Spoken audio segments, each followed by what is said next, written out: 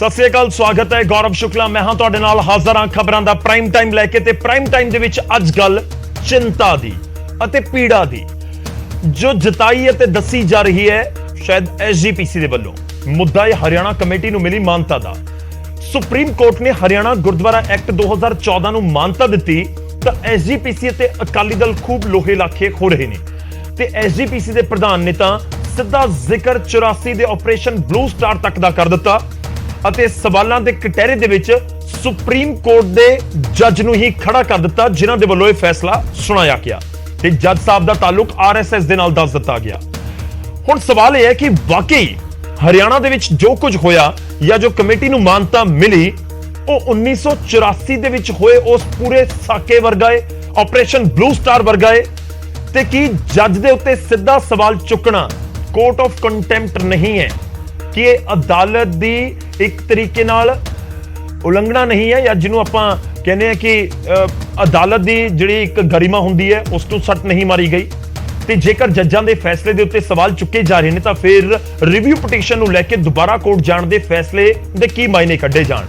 ਅੱਜ ਚਰਚਾ ਇਸ ਮੁੱਦੇ ਉੱਤੇ ਵੀ ਕਿ HSGMC ਨੂੰ ਬਰਕਰਾਰ ਰੱਖਣਾ ਸਿੱਖ ਗੁਰਦੁਆਰਾ ਐਕਟ 1925 ਨੂੰ ਕੱਟਣਾ ਜਾਂ ਉਸ ਦੀ ਉਲੰਘਣਾ ਹੈ।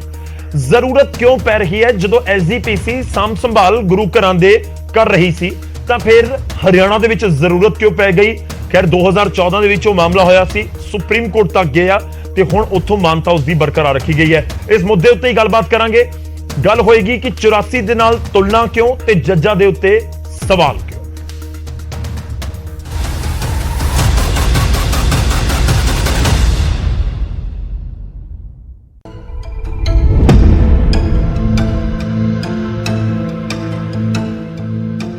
ਸੁਪਰੀਮ ਕੋਰਟ ਨੇ ਹਰਿਆਣਾ ਸਿੱਖ ਗੁਰਦੁਆਰਾ ਮੈਨੇਜਮੈਂਟ ਐਕਟ 2014 ਨੂੰ ਬਰਕਰਾਰ ਰੱਖਣ ਦਾ ਫੈਸਲਾ ਸੁਣਾਇਆ ਤਾਂ ਹਰਿਆਣਾ ਕਮੇਟੀ ਅਤੇ ਸ਼੍ਰੋਮਣੀ ਕਮੇਟੀ ਆਮੋ ਸਾਹਮਣੇ ਆ ਗਏ।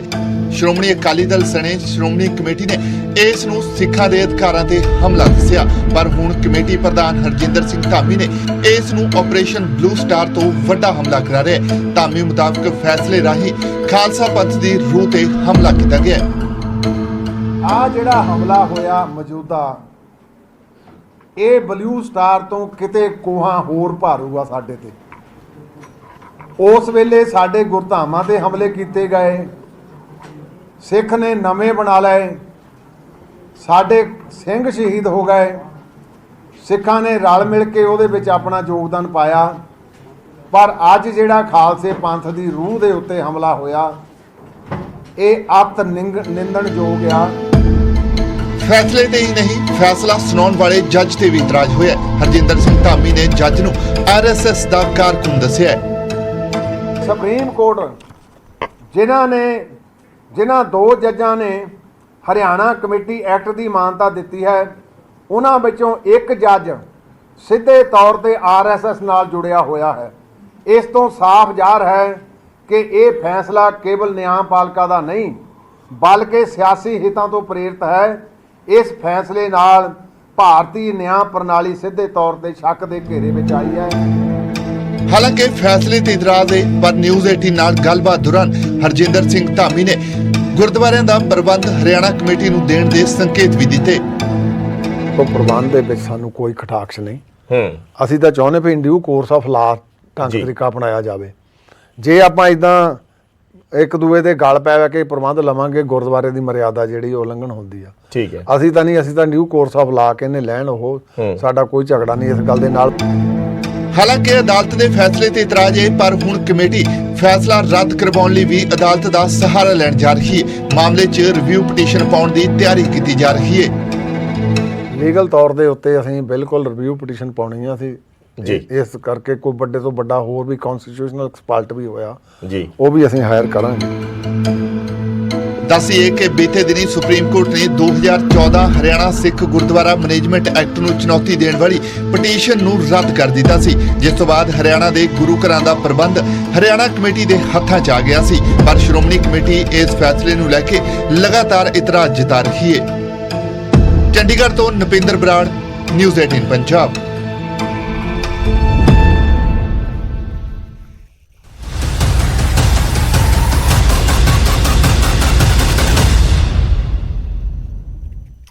ਤਾਂ ਤਾਂ ਚਰਚਾ ਇਸ ਮੁੱਦੇ ਉੱਤੇ ਹੀ, ਕਿਉਂਕਿ ਦੋ ਅਹਿਮ ਚੀਜ਼ਾਂ ਦਾ ਜ਼ਿਕਰ ਕੀਤਾ ਗਿਆ। ਹਰਜਿੰਦਰ ਸਿੰਘ ਧਾਮੀ ਐਸਜੀਪੀਸੀ ਦੇ ਪ੍ਰਧਾਨ ਨੇ, ਉਹਨਾਂ ਦੇ ਵੱਲੋਂ ਇੱਕ ਆਪਰੇਸ਼ਨ ਬਲੂ ਸਟਾਰ 84 ਦਾ ਜ਼ਿਕਰ ਉਹਨਾਂ ਨੇ ਕਰ ਦਿੱਤਾ ਗਿਆ ਕਿ 84 ਵਰਗਾ ਇਹ ਹਮਲਾ ਹੈ। ਤੇ ਦੂਜਾ, ਜੱਜ ਦੇ ਉੱਤੇ ਸਿੱਧੇ ਸਵਾਲ ਆਰਐਸਐਸ ਦੇ ਨਾਲ ਲਿੰਕ ਜੋੜ ਦਿੱਤਾ ਗਿਆ, ਜਿਹੜੇ ਦੋ ਜੱਜਾਂ ਦੀ ਬੈਂਚ ਦੇ ਵੱਲੋਂ ਇਹ ਫੈਸਲਾ ਸੁਣਾਇਆ ਗਿਆ ਸੀ। ਅੱਜ ਇਸ ਮੁੱਦੇ ਉੱਤੇ ਹੀ ਗੱਲਬਾਤ ਕਰਾਂਗੇ। ਸਭ ਤੋਂ ਪਹਿਲਾਂ ਮੈਂ ਤੁਹਾਡਾ ਤਾਰੂਫ ਕਰਵਾਉਣਾ ਅੱਜ ਦੇ ਮਹਿਮਾਨਾਂ ਦੇ ਨਾਲ, ਜਿਹੜੇ ਸਾਡੇ ਨਾਲ ਚਰਚਾ ਦੇ ਵਿੱਚ ਸ਼ਾਮਲ ਹੋ ਰਹੇ ਨੇ। ਸਾਡੇ ਨਾਲ ਇਸ ਚਰਚਾ ਦੇ ਵਿੱਚ ਅਮਰਜੀਤ ਸਿੰਘ ਚਾਵਲਾ ਜੀ ਜੁੜ ਰਹੇ ਨੇ, ਐਸਜੀਪੀਸੀ ਨੂੰ ਰਿਪਰੈਜ਼ੈਂਟ ਕਰਨਗੇ। ਸਾਡੇ ਨਾਲ ਸਰਬਜੀਤ ਸਿੰਘ ਜੰਮੂ ਜੀ ਜੁੜ ਰਹੇ ਨੇ, ਜੋ ਕਿ ਐਚਐਸਜੀਐਮਸੀ ਨੂੰ ਰਿਪਰੈਜ਼ੈਂਟ ਕਰਨਗੇ। ਉਸ ਤੋਂ ਬਾਅਦ ਸਾਡੇ ਨਾਲ ਮਨਜੀਤ ਸਿੰਘ ਭੋਮਾ ਜੀ ਜੁੜ ਰਹੇ ਨੇ, ਡੀਐਸਜੀਐਮਸੀ ਨੂੰ ਰਿਪਰੈਜ਼ੈਂਟ ਕਰਨਗੇ। ਤੇ ਨਾਲ ਹੀ ਸਾਡੇ ਨਾਲ ਗੁਰਵਿੰਦਰ ਸੰਧੂ ਜੀ ਜੁੜ ਰਹੇ ਨੇ, ਸੀਨੀਅਰ ਵਕੀਲ ਨੇ, ਤੇ ਅਸੀਂ ਕਾਨੂੰਨੀ ਪੱਖ ਵੀ ਇਸ ਪੂਰੇ ਮਾਮਲੇ ਦਾ ਸਮਝਣ ਦੀ ਕੋਸ਼ਿਸ਼ ਕਰਾਂਗੇ, ਖਾਸ ਤੌਰ ਤੇ ਜਿਵੇਂ ਜੱਜਾਂ ਨੂੰ ਲੈ ਕੇ ਸਵਾਲ ਚੁੱਕੇ ਗਏ ਨੇ ਉਸ ਮੁੱਦੇ ਉੱਤੇ। ਸਾਰੇ ਮਹਿਮਾਨਾਂ ਦਾ ਬਹੁਤ-ਬਹੁਤ ਸਵਾਗਤ ਹੈ ਅੱਜ ਦੀ ਇਸ ਚਰਚਾ ਦੇ ਵਿੱਚ। ਸ਼ੁਰੂਆਤ ਕਰਦਾ ਮੈਂ ਐਸਜੀਪੀਸੀ ਤੋਂ ਹੀ, ਜ਼ਰੂਰੀ ਹੈ ਸ਼ੁਰੂਆਤ ਦੇ ਵਿੱਚ ਉਹਨਾਂ ਦਾ ਪੱਖ ਜਾਣਨਾ। ਅਮਰਜੀਤ ਸਿੰਘ ਚਾਵਲਾ ਜੀ ਸਾਡੇ ਨਾਲ ਨੇ। ਚਾਵਲਾ ਜੀ, ਪਹਿਲਾ ਸਵਾਲ ਸਿੱਧਾ ਇਹੋ ਸਵਾਲ ਹੈ ਕਿ ਸਿੱਧਾ ਆਪਰੇਸ਼ਨ ਬਲੂ ਸਟਾਰ ਦੇ ਨਾਲ ਜੋੜਨਾ ਕਿ ਵਾਕਈ ਇਸ ਤਰੀਕੇ ਦਾ ਮਾਮਲਾ ਹੈ, ਕਿਉਂਕਿ ਅਦਾਲਤਾਂ ਦੇ ਜ਼ਰੀਏ ਆਇਆ, ਜਿੱਥੇ ਜਿਹੜੀ ਐਸਜੀਪੀਸੀ ਹੈ ਜਾਂ ਫਿਰ ਜਿਹੜੀਆਂ ਸਿੱਖ ਨੁਮਾਇੰਦਾ ਜਥੇਬੰਦੀਆਂ ਸੀ ਉਹਨਾਂ ਨੂੰ ਪੱਖ ਰੱਖਣ ਦਾ ਮੌਕਾ ਮਿਲਿਆ, ਤੇ ਤੁਸੀਂ ਇਸ ਨੂੰ ਸਿੱਧਾ ਆਪਰੇਸ਼ਨ ਬਲੂ ਸਟਾਰ ਦੇ ਨਾਲ ਜੋੜ ਦਿੱਤਾ।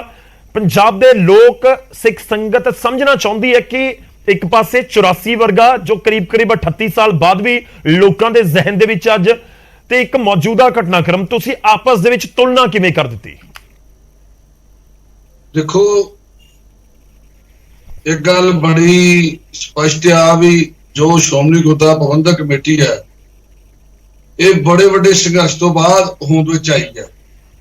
ਬੜੀਆਂ ਲੰਮੀਆਂ ਬੜੇ ਵੱਡੇ ਮੋਰਚੇ ਲੱਗੇ, ਬੜੀਆਂ ਸ਼ਹੀਦੀਆਂ, ਕੁਰਬਾਨੀਆਂ ਸਾਡੇ ਬਜ਼ੁਰਗਾਂ ਨੇ 1920 ਤੋਂ ਪਹਿਲਾਂ ਦਾ ਇਹ ਜਿਹੜਾ ਕਵਾਇਦ ਜਿਹੜੀ ਚੱਲ ਰਹੀ ਸੀ ਜੀ, ਜਦੋਂ ਮੰਤਾਂ ਦੇ ਕਬਜ਼ੇ ਕੀਤੇ, ਬਹੁਤ ਵੱਡੀ ਲੜਾਈ ਲੜਨ ਤੋਂ ਬਾਅਦ ਇਹ ਸਮੁੱਚੇ ਸਿੱਖਾਂ ਦੀ ਇੱਕ ਬੜੀ ਵੱਡੀ ਪ੍ਰਾਪਤੀ ਸੀ।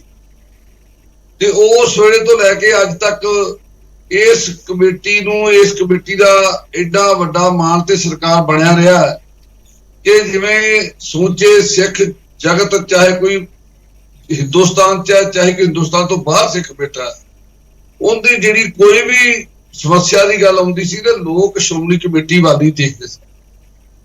ਸਾਡੇ ਨੂੰ ਬੜੀਆਂ ਲੜਾਈਆਂ ਲੜਨੀਆਂ ਪਈਆਂ, ਹਿੰਦੁਸਤਾਨ ਦੀ ਆਜ਼ਾਦੀ ਤੋਂ ਲੈ ਕੇ ਬੜੀਆਂ ਲੜਾਈਆਂ ਲੜਨੀਆਂ ਪਈਆਂ ਹਿੰਦੁਸਤਾਨ ਦੇ।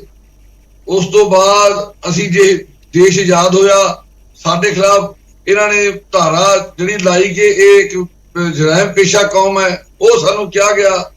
ਜੇ ਸੂਬੇ ਦੇਸ਼ ਵਿੱਚ ਬਣੇ, ਉਹਦੇ ਲਈ ਸਾਨੂੰ ਲੜਾਈ ਲੜਨੀ ਪਈ। ਅਸੀਂ ਲੜਾਈ ਲੜ ਕੇ ਰਹੇ, ਬਾਕੀ ਸੂਬੇ ਆਪਣੇ ਆਪ ਬਣ ਗਏ। ਉਹ ਸਭ ਤੋਂ ਵੱਡਾ ਦੁਖਾਂਤ ਇਹ ਸਾਡਾ ਬਣਿਆ। ਇਹ ਸਭ ਤੋਂ ਵੱਧ ਕੁਰਬਾਨੀਆਂ ਜਿਹੜਾ ਰਿਕਾਰਡ ਬੋਲਦਾ ਹੈ। ਅੱਜ ਸਾਨੂੰ ਪਤਾ ਹੈ ਕਿ ਮੌਜੂਦਾ ਹਾਕਮ ਜਿਹੜੇ ਉਹਨਾਂ ਦੀ ਸੁਰ ਬਦਲੀ ਹੋਈ ਹੈ। ਅੱਜ ਉਹ ਸਾਨੂੰ ਸਮਝ ਰਹੇ ਆ ਕਿ ਸ਼ਾਇਦ ਅਸੀਂ ਕੋਈ ਕ੍ਰੈਡਿਟ ਲੈਣਾ ਚਾਹੁੰਦੇ ਆ। ਕ੍ਰੈਡਿਟ ਦਾ ਮਸਲਾ ਨਹੀਂ, ਹਿੰਦੁਸਤਾਨ ਦਾ ਰਿਕਾਰਡ ਬੋਲਦਾ ਕਿ ਹਿੰਦੁਸਤਾਨ ਦੇ ਜੇ 100 ਲੋਕ ਫਾਂਸੀਆਂ ਤੇ ਚੜੇ ਤੇ ਉਹਨਾਂ ਵਿੱਚੋਂ 85 ਬੰਦੇ ਜਿਹੜੇ ਆ ਉਹ ਸਿੱਖਾਂ ਦੇ ਚੜੇ। ਜੇ ਕੋਈ ਸ਼ਹੀਦੀਆਂ ਹੋਈਆਂ, ਜੇ ਕੋਈ ਕਾਲੇ ਗਏ, ਜੇ ਕੋਈ ਜੇਲ੍ਹਾਂ ਵਿੱਚ ਗਏ, ਉਹ ਸਾਡੇ ਚਾਵਲਾ ਦੇ ਪੁਆਇੰਟ ਦੇ ਉੱਤੇ ਆਵਾਂ। ਮੈਂ ਮਾਫੀ ਚਾਹੁੰਦਾ ਵਿਚਾਲੇ ਰੋਕ ਰਿਹਾ ਤੁਹਾਨੂੰ, ਪਰ ਪੁਆਇੰਟ ਦੇ ਉੱਤੇ ਆਵਾਂ। ਤੁਸੀਂ ਜਿਹੜੀਆਂ ਗੱਲਾਂ ਕਹਿ ਰਹੇ ਹੋ ਇਹ ਸਾਰੀਆਂ ਆਲਰੇਡੀ ਆਪਾਂ ਬਹੁਤ ਵਾਰੀ ਡਿਸਕਸ ਕਰ ਚੁੱਕੇ ਹਾਂ, ਇਸ ਦੇ ਉੱਪਰ ਕੋਈ ਕਿੰਤੂ ਪਰੰਤੂ ਨਹੀਂ ਕਰਦਾ। ਪਰ ਸਿੱਖ ਸੰਗਤ ਹੀ ਜਾਨਣਾ ਸਮਝਣਾ ਚਾਹੁੰਦੀ ਹੈ ਕਿ ਇੱਕ ਕਮੇਟੀ ਦਾ ਪੂਰਾ ਜਿਹੜਾ ਹੁਣ ਪ੍ਰਬੰਧ ਹੈ ਉਹ ਵੀ ਇੱਕ ਸਿੱਖ ਆਗੂ ਦੇ ਹੱਥ ਦੇ ਵਿੱਚ ਹੋਏਗਾ। ਮੌਜੂਦਾ ਸਮੇਂ 'ਚ ਦਾਦੂਵਾਲ ਪ੍ਰਧਾਨ ਨੇ, ਆਉਣ ਵਾਲੇ ਸਮੇਂ 'ਚ ਕੋਈ ਹੋਰ ਵੀ ਹੋ ਸਕਦਾ। ਤੇ ਦੂਜੇ ਪਾਸੇ ਇੱਕ ਆਪਰੇਸ਼ਨ ਬਲੂ ਸਟਾਰ ਦਾ ਤੁਸੀਂ ਜ਼ਿਕਰ ਕਰਦੇ ਹੋ। ਦੋਵਾਂ ਨੂੰ ਆਪਸ ਦੇ ਵਿੱਚ ਕਿਵੇਂ ਤੁਲਨਾ ਕੀਤੀ ਜਾਵੇ, ਇੱਕੋ ਤੱਕੜੀ ਕਿਵੇਂ ਤੋਲ ਦਿੱਤਾ ਗਿਆ? ਨਹੀਂ, ਤੁਸੀਂ ਤੱਕੜੀ 'ਚ ਮੈਂ ਉੱਥੇ ਆ ਰਿਹਾ ਸੀ ਜੀ, ਜਿਹੜੀ ਅਸੀਂ ਕਹਿੰਦੇ 84 ਨਾਲ ਕਿਉਂ ਜੋੜਿਆ ਗਿਆ ਜੀ। ਸਾਨੂੰ ਬੜੀਆਂ ਸੱਟਾਂ ਮਾਰੀਆਂ, ਅਸੀਂ ਸਰੀਰ ਤੇ ਸਾਡੇ ਲੋਕ ਲੜੇ ਮਰੇ।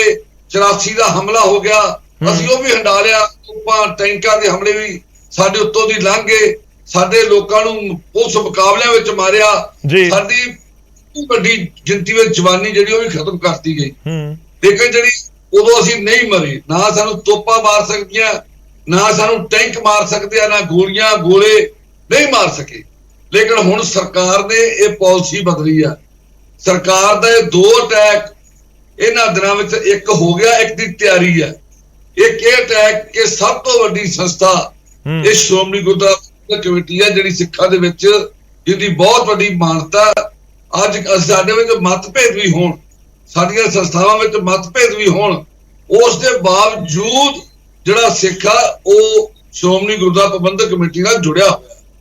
ਲੇਕਿਨ ਇਹ ਸਰਕਾਰ ਨੇ ਇਹਨੂੰ ਕਮਜ਼ੋਰ ਕਰਨ ਵਾਸਤੇ, ਸਿੱਖਾਂ ਨੂੰ ਆਪਸ ਵਿੱਚ ਭਰਾ ਮਾਰੂ ਵਾਲੇ ਪਾਸੇ ਧੱਕਣ ਲਈ, ਇਹ ਸਾਡੇ ਚੰਦ ਭਰਾ ਬੜੇ ਖੁਸ਼ ਹੋ ਰਹੇ ਆ ਕਿ ਆਪਾਂ ਲੜਾਈ ਜਿੱਤ ਲਈ ਜੀ। ਪਰ ਇਹ ਦੇਖੋ, ਇਹ ਕਿਸੇ ਦੀ ਪਰਸਨਲ ਨਹੀਂ, ਇਹ ਤਾਂ ਸਿੱਖਾਂ ਦੀ ਬੜੀਆਂ ਵੱਡੀਆਂ ਕੁਰਬਾਨੀਆਂ ਤੋਂ ਬਾਅਦ ਦੀ ਕਮੇਟੀ ਆ। ਇਹਨੂੰ ਮਤਲਬ ਤੁਸੀਂ ਇਹ ਕਹਿ ਰਹੇ ਹੋ ਕਿ ਜਿਹੜੇ ਅੱਜ ਖੁਸ਼ ਨੇ ਜਾਂ ਜਸ਼ਨ ਮਨਾ ਰਹੇ ਨੇ ਤਾਂ ਉਹ ਸਮਝ ਨਹੀਂ ਪਾ ਰਹੇ ਕਿ ਆਖਿਰ ਹੋ ਕੀ ਗਿਆ। ਹਾਂਜੀ, ਠੀਕ ਹੈ, ਮੈਂ ਤੁਹਾਡੇ ਕੋਲ ਵਾਪਸ ਆਉਣਾ ਸਰ, ਤੁਸੀਂ ਆਪਣੀ ਗੱਲ ਰੱਖੀ ਹੈ। ਮੈਂ ਇੱਕ ਵਾਰੀ ਸਰਬਜੀਤ ਜੰਮੂ ਜੀ ਦਾ ਰੁਖ ਕਰਦਾ। ਸਰਬਜੀਤ ਸਿੰਘ ਜੰਮੂ ਜੀ ਸਾਡੇ ਨਾਲ HSGMC ਤੋਂ ਹੈਗੇ ਨੇ। ਸਰਬਜੀਤ ਜੀ ਦੇਖੋ, SGPC ਪਹਿਲੇ ਦਿਨ ਤੋਂ ਇਹ ਗੱਲ ਕਹਿੰਦੀ ਆ ਰਹੀ ਹੈ ਔਰ ਉਹਨਾਂ ਦੇ ਨੁਮਾਇੰਦੇ ਗੱਲ ਕਰਦੇ ਆ ਰਹੇ ਨੇ ਕਿ ਜੋ ਕੁਝ ਹੋ ਰਿਹਾ ਹੈ, ਬਹੁਤ ਸਾਰੇ ਸਿੱਖ ਭਾਈਚਾਰੇ ਦੇ ਲੋਕ ਉਸ ਨੂੰ ਸਮਝ ਨਹੀਂ ਪਾ ਰਹੇ ਕਿ ਆਖਿਰ ਹੋ ਕੀ ਗਿਆ। ਉਹਨਾਂ ਨੂੰ ਲੱਗਦਾ ਕਿ ਸਾਡੀ ਜਿੱਤ ਹੋ ਗਈ ਤੇ ਹੁਣ ਤਾਂ ਸਿੱਧੇ ਤੌਰ ਦੇ ਉੱਤੇ ਜੋੜ ਦਿੱਤਾ ਗਿਆ ਇਸ ਨੂੰ ਆਪਰੇਸ਼ਨ ਬਲੂ ਸਟਾਰ ਦੇ ਨਾਲ। ਸਭ ਤੋਂ ਪਹਿਲਾਂ ਮੈਂ ਸਾਰੇ ਸਰੋਤਿਆਂ ਨੂੰ ਤੇ ਆਪਣੇ ਵੀਰ ਚਾਵਲਾ ਜੀ ਨੂੰ ਫਤਿਹ ਬੁਲਾਣਾ। ਵਾਹਿਗੁਰੂ ਜੀ ਕਾ ਖਾਲਸਾ, ਵਾਹਿਗੁਰੂ ਜੀ ਕੀ ਫਤਿਹ। ਵਾਹਿਗੁਰੂ। ਦੂਸਰੀ ਬੇਨਤੀ ਇਹ ਕਰਨਾ ਚਾਹਾਂਗਾ ਕਿ ਸਰਦਾਰ ਐਡਵੋਕੇਟ ਹਰਜਿੰਦਰ ਸਿੰਘ ਧਾਮੀ ਜੀ ਨੇ ਜੋ ਇਹ ਬਿਆਨ ਦਿੱਤਾ ਹੈ ਕਿ ਇਹ ਬਲੂ ਸਟਾਰ ਤੋਂ ਵੱਡਾ ਹਮਲਾ ਹੈ ਸਿੱਖ ਕੌਮ ਦੇ ਉੱਤੇ, ਮੈਂ ਸਮਝਦਾ ਉਹਨਾਂ ਨੂੰ ਬੜਾ ਸੋਚ ਸਮਝ ਕੇ ਇਹ ਗੱਲ ਕਰਨੀ ਸੀ। ਬੁਖਲਾਹਟ ਦੇ ਵਿੱਚ ਉਹਨਾਂ ਨੇ ਇਹ ਗੱਲ ਕੀਤੀ ਹੈ। ਮੈਂ ਸਮਝਦਾ ਉਹਨਾਂ ਨੂੰ ਨਹੀਂ ਸਮਝ ਆ ਰਹੀ ਕਿ ਹੋਇਆ ਕੀ ਹੈ। ਐਕਚੁਅਲੀ ਗੱਲ ਇਹ ਹੈ, ਉਹਨਾਂ ਨੂੰ ਪਚ ਨਹੀਂ ਰਿਹਾ। ਜੇ ਫੈਸਲਾ ਉਹਨਾਂ ਦੇ ਹੱਕ 'ਚ ਆ ਜਾਂਦਾ ਤੇ ਇਹਨਾਂ ਨੇ ਕੱਛਾਂ ਵਜਾਣੀਆਂ ਸੀ। ਅੱਜ ਜੇ ਫੈਸਲਾ ਹਰਿਆਣੇ ਦੇ ਸਿੱਖਾਂ ਦੇ ਹੱਕ ਵਿੱਚ ਆਇਆ, ਇਹ ਕਿਸੇ ਹੋਰ ਮੁਸਲਮਾਨਾਂ ਦੇ ਹੱਕ 'ਚ ਨਹੀਂ ਆਇਆ, ਇਹ ਹਿੰਦੂਆਂ ਦੇ ਹੱਕ 'ਚ ਨਹੀਂ ਆਇਆ, ਇਹ ਈਸਾਈਆਂ ਦੇ ਹੱਕ ਵਿੱਚ ਨਹੀਂ ਆਇਆ। ਇਹ ਤਾਂ ਸਿਰਫ ਗੁਰੂ ਘਰਾਂ ਦੀ ਸੇਵਾ ਸੰਭਾਲ ਕਰਨ ਦੇ ਲਈ ਸਿੱਖਾਂ ਨੂੰ ਜਿਹੜੀ ਹੈ ਉਹ ਇਜਾਜ਼ਤ ਮਿਲੀ ਹੈ ਜੀ। ਹਰਿਆਣੇ ਦੇ ਵਿੱਚ ਸਿੱਖ ਵਸਦੇ ਨੇ, ਉਹਨਾਂ ਨੂੰ ਜੇ ਹਰਿਆਣੇ ਦੇ ਸਾਹਿਬਾਨ ਦੀ ਸੇਵਾ ਸੰਭਾਲ ਕਰਨ ਦਾ ਮੌਕਾ ਮਿਲਿਆ ਹੈ ਤੇ ਇਹਦੇ ਵਿੱਚ ਬਲੂ ਸਟਾਰ ਐਕਸ਼ਨ ਕਿੱਥੋਂ ਆ ਗਿਆ? ਬਲੂ ਸਟਾਰ ਐਕਸ਼ਨ ਸਾਡੇ ਉੱਤੇ ਵੀ ਹੋਇਆ ਹੈ, ਹਰਿਆਣੇ ਦੇ ਸਿੱਖਾਂ ਉੱਤੇ ਵੀ ਹੋਇਆ ਜੀ। ਠੀਕ ਹੈ ਨਾ ਜੀ। ਇਹ ਤਾਂ ਇੱਕ ਬੁਖਲਾਹਟ ਇਹਨਾਂ ਨੇ ਸ਼ੋਅ ਕੀਤੀ ਹੈ। ਮੈਂ ਸਮਝਦਾ ਇਹਨਾਂ ਨੂੰ ਸਾਡੇ ਬਹੁਤ ਸਤਿਕਾਰਯੋਗ ਸਰਕਾਰਾਂ ਨੇ ਰਣਨੀਤੀ ਬਦਲ ਲਈ। ਸਰਬਜੀਤ ਜੀ ਉਹ ਇਹ ਸਮਝਾਉਣ ਦੀ ਕੋਸ਼ਿਸ਼ ਕਰ ਰਹੇ ਆ, ਉਹ ਕਹਿੰਦੇ ਸਰਕਾਰਾਂ ਨੇ ਰਣਨੀਤੀ ਬਦਲ ਲਈ। ਜੇ 84 ਦੇ ਵਿੱਚ ਅਟੈਕ ਹੋਇਆ ਸੀ ਜਾਂ ਫੌਜ ਭੇਜ ਦਿੱਤੀ ਸੀ ਤਾਂ ਹੁਣ ਰਣਨੀਤੀ ਵੱਖਰੀ ਹੈ। ਉਹ ਸਾਹਿਬ ਸਾਡੇ ਬੜੇ ਪੁਰਾਣੇ ਸਾਥੀ ਹੈ, ਬਹੁਤ ਮੇਰੇ ਤੋਂ ਸੀਨੀਅਰ ਰਹੇ ਫੈਡਰੇਸ਼ਨ ਦੇ ਵਿੱਚ। ਇਹਨਾਂ ਨੂੰ ਸਾਰੇ ਹਾਲਾਤ ਪਤਾ ਕਿ ਸਰਕਾਰਾਂ ਦੀਆਂ ਪਾਲਿਸੀਆਂ, ਸਰਕਾਰਾਂ ਦੇ ਸਟੇਟਮੈਂਟਸ, ਆਪਣੀਆਂ ਸਟੇਟਮੈਂਟਸ ਅਸੀਂ ਸਰਕਾਰਾਂ ਬਾਰੇ ਕੀ ਕਹਿੰਦੇ ਰਹੇ ਜਦੋਂ ਅਸੀਂ ਸੰਘਰਸ਼ ਵਿੱਚ ਸੀ। ਅੱਜ ਅਸੀਂ ਸਿਆਸੀ ਖੇਤਰ ਵਿੱਚ ਚੱਲ ਰਹੇ ਹਾਂ ਤੇ ਅਸੀਂ ਅੱਜ ਕੀ ਸੋਚ ਰਹੇ ਹਾਂ। ਲੇਕਿਨ ਮੈਂ ਨਾ ਬਾਕੀ ਸਾਰਾ ਤੁਸੀਂ ਆਪਣੇ ਮਫਾਦ ਪੂਰੇ ਕਰੋ, ਕੋਈ ਗੱਲ ਨਹੀਂ। ਸਿਆਸਤ ਤੌਰ ਤੇ ਆਪਾਂ ਕਿਤੇ ਵੀ ਜਾ ਸਕਦੇ ਆ, ਕਿਸੇ ਵੀ ਧਿਰ ਨਾਲ ਕਿਸੇ ਵੀ ਸਿਆਸੀ ਪਾਰਟੀ ਦਾ ਸਾਂਝ ਪਾ ਸਕਦੇ ਆ। ਲੇਕਿਨ ਜਿੱਥੇ ਸ਼੍ਰੋਮਣੀ ਕਮੇਟੀ ਦਾ ਸਵਾਲ ਹੈ, ਸ਼੍ਰੋਮਣੀ ਕਮੇਟੀ ਕਿਸੇ ਇੱਕ ਧਿਰ ਦੀ ਕਮੇਟੀ ਨਹੀਂ, ਇਹ ਸਮੁੱਚੇ ਸਿੱਖਾਂ ਦੀ ਕਮੇਟੀ ਹੈ। ਕੱਲ ਨੂੰ ਸਰਬਜੀਤ ਸਿੰਘ ਜੰਮੂ ਇਲੈਕਸ਼ਨ ਲੜਨ, ਭੋਮਾ ਸਾਹਿਬ ਇਲੈਕਸ਼ਨ ਲੜਨ, ਬਾਕੀ ਸਾਡੇ ਸੱਜਣ ਇਲੈਕਸ਼ਨ ਲੜਨ, ਇਹਨਾਂ ਨੂੰ ਮੁਬਾਰਕ ਹੈ। ਇਹ ਜਿੱਤ ਕੇ ਆਉਣ, ਕਮੇਟੀ ਸੰਭਾਲਣ। ਕਮੇਟੀ ਨੂੰ ਤਾਂ ਨਾ ਆਪਾਂ ਤੋੜੀਏ, ਇਹ ਤਾਂ ਓਪਨ ਹੈ ਇੱਕ ਸਾਰਿਆਂ ਲਈ। ਐਸਜੀਪੀਸੀ ਟੁੱਟ ਗਈ ਇਸ ਦੇ ਨਾਲ। ਕਮੇਟੀ ਬਿਲਕੁਲ, ਕਮੇਟੀ ਨੂੰ ਬਿਲਕੁਲ ਜਿਹੜਾ ਵੰਡ ਕੀਤੀ ਗਈ ਆ, ਜਿਹੜਾ ਇਹਨੂੰ ਇਹਦਾ ਕਤਲ ਕੀਤਾ ਗਿਆ, ਇਹ ਸਿੱਖਾਂ ਦੀ ਤੇ ਇਹਦੀ ਲੜਾਈ ਪਾਤੀ ਦੇਖੋ ਪੈ ਗਈ ਨਾ। ਇਹ ਕਹਿੰਦੇ ਬੁਖਲਾੜ ਚ ਆ ਕੇ ਧਾਮੀ ਸਾਹਿਬ ਬੁਖਲਾੜ ਚ ਨਹੀਂ ਆਏ, ਧਾਮੀ ਸਾਹਿਬ ਦਾ ਦਿਲ ਰੁਗ ਭਰਿਆ ਗਿਆ, ਸਾਡਾ ਰੁਗ ਭਰਿਆ ਗਿਆ।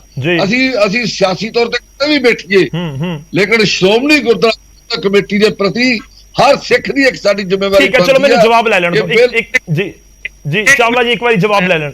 ਸਰਬਜੀਤ ਜੀ ਮੇਰੀ ਬੇਨਤੀ ਇਹ ਹੈ ਕਿ ਅਸੀਂ ਅੱਜ ਵੀ ਸ਼੍ਰੋਮਣੀ ਗੁਰਦੁਆਰਾ ਪ੍ਰਬੰਧਕ ਕਮੇਟੀ ਨੂੰ ਸ਼੍ਰੋਮਣੀ ਮੰਨਦੇ ਹਾਂ, ਕੋਈ ਇਹਦੇ 'ਚ ਦੋ ਰਾਵਾਂ ਨਹੀਂ।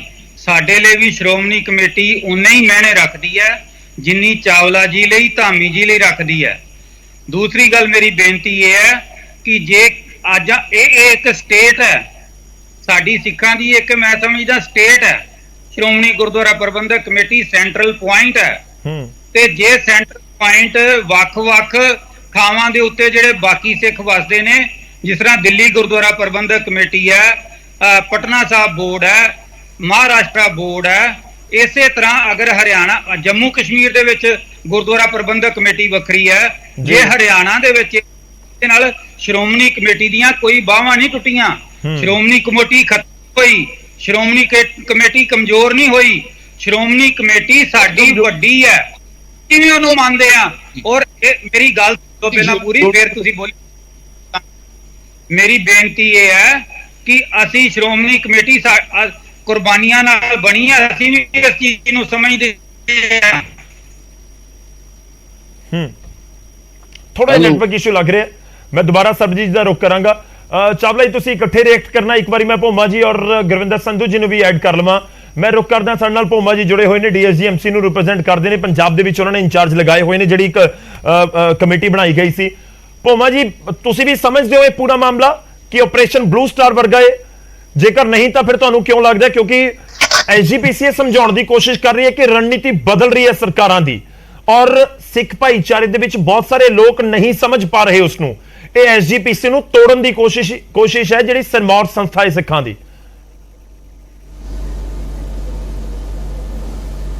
ਵਾਹਿਗੁਰੂ ਜੀ ਕਾ ਖਾਲਸਾ, ਵਾਹਿਗੁਰੂ ਜੀ ਕੀ ਫਤਿਹ।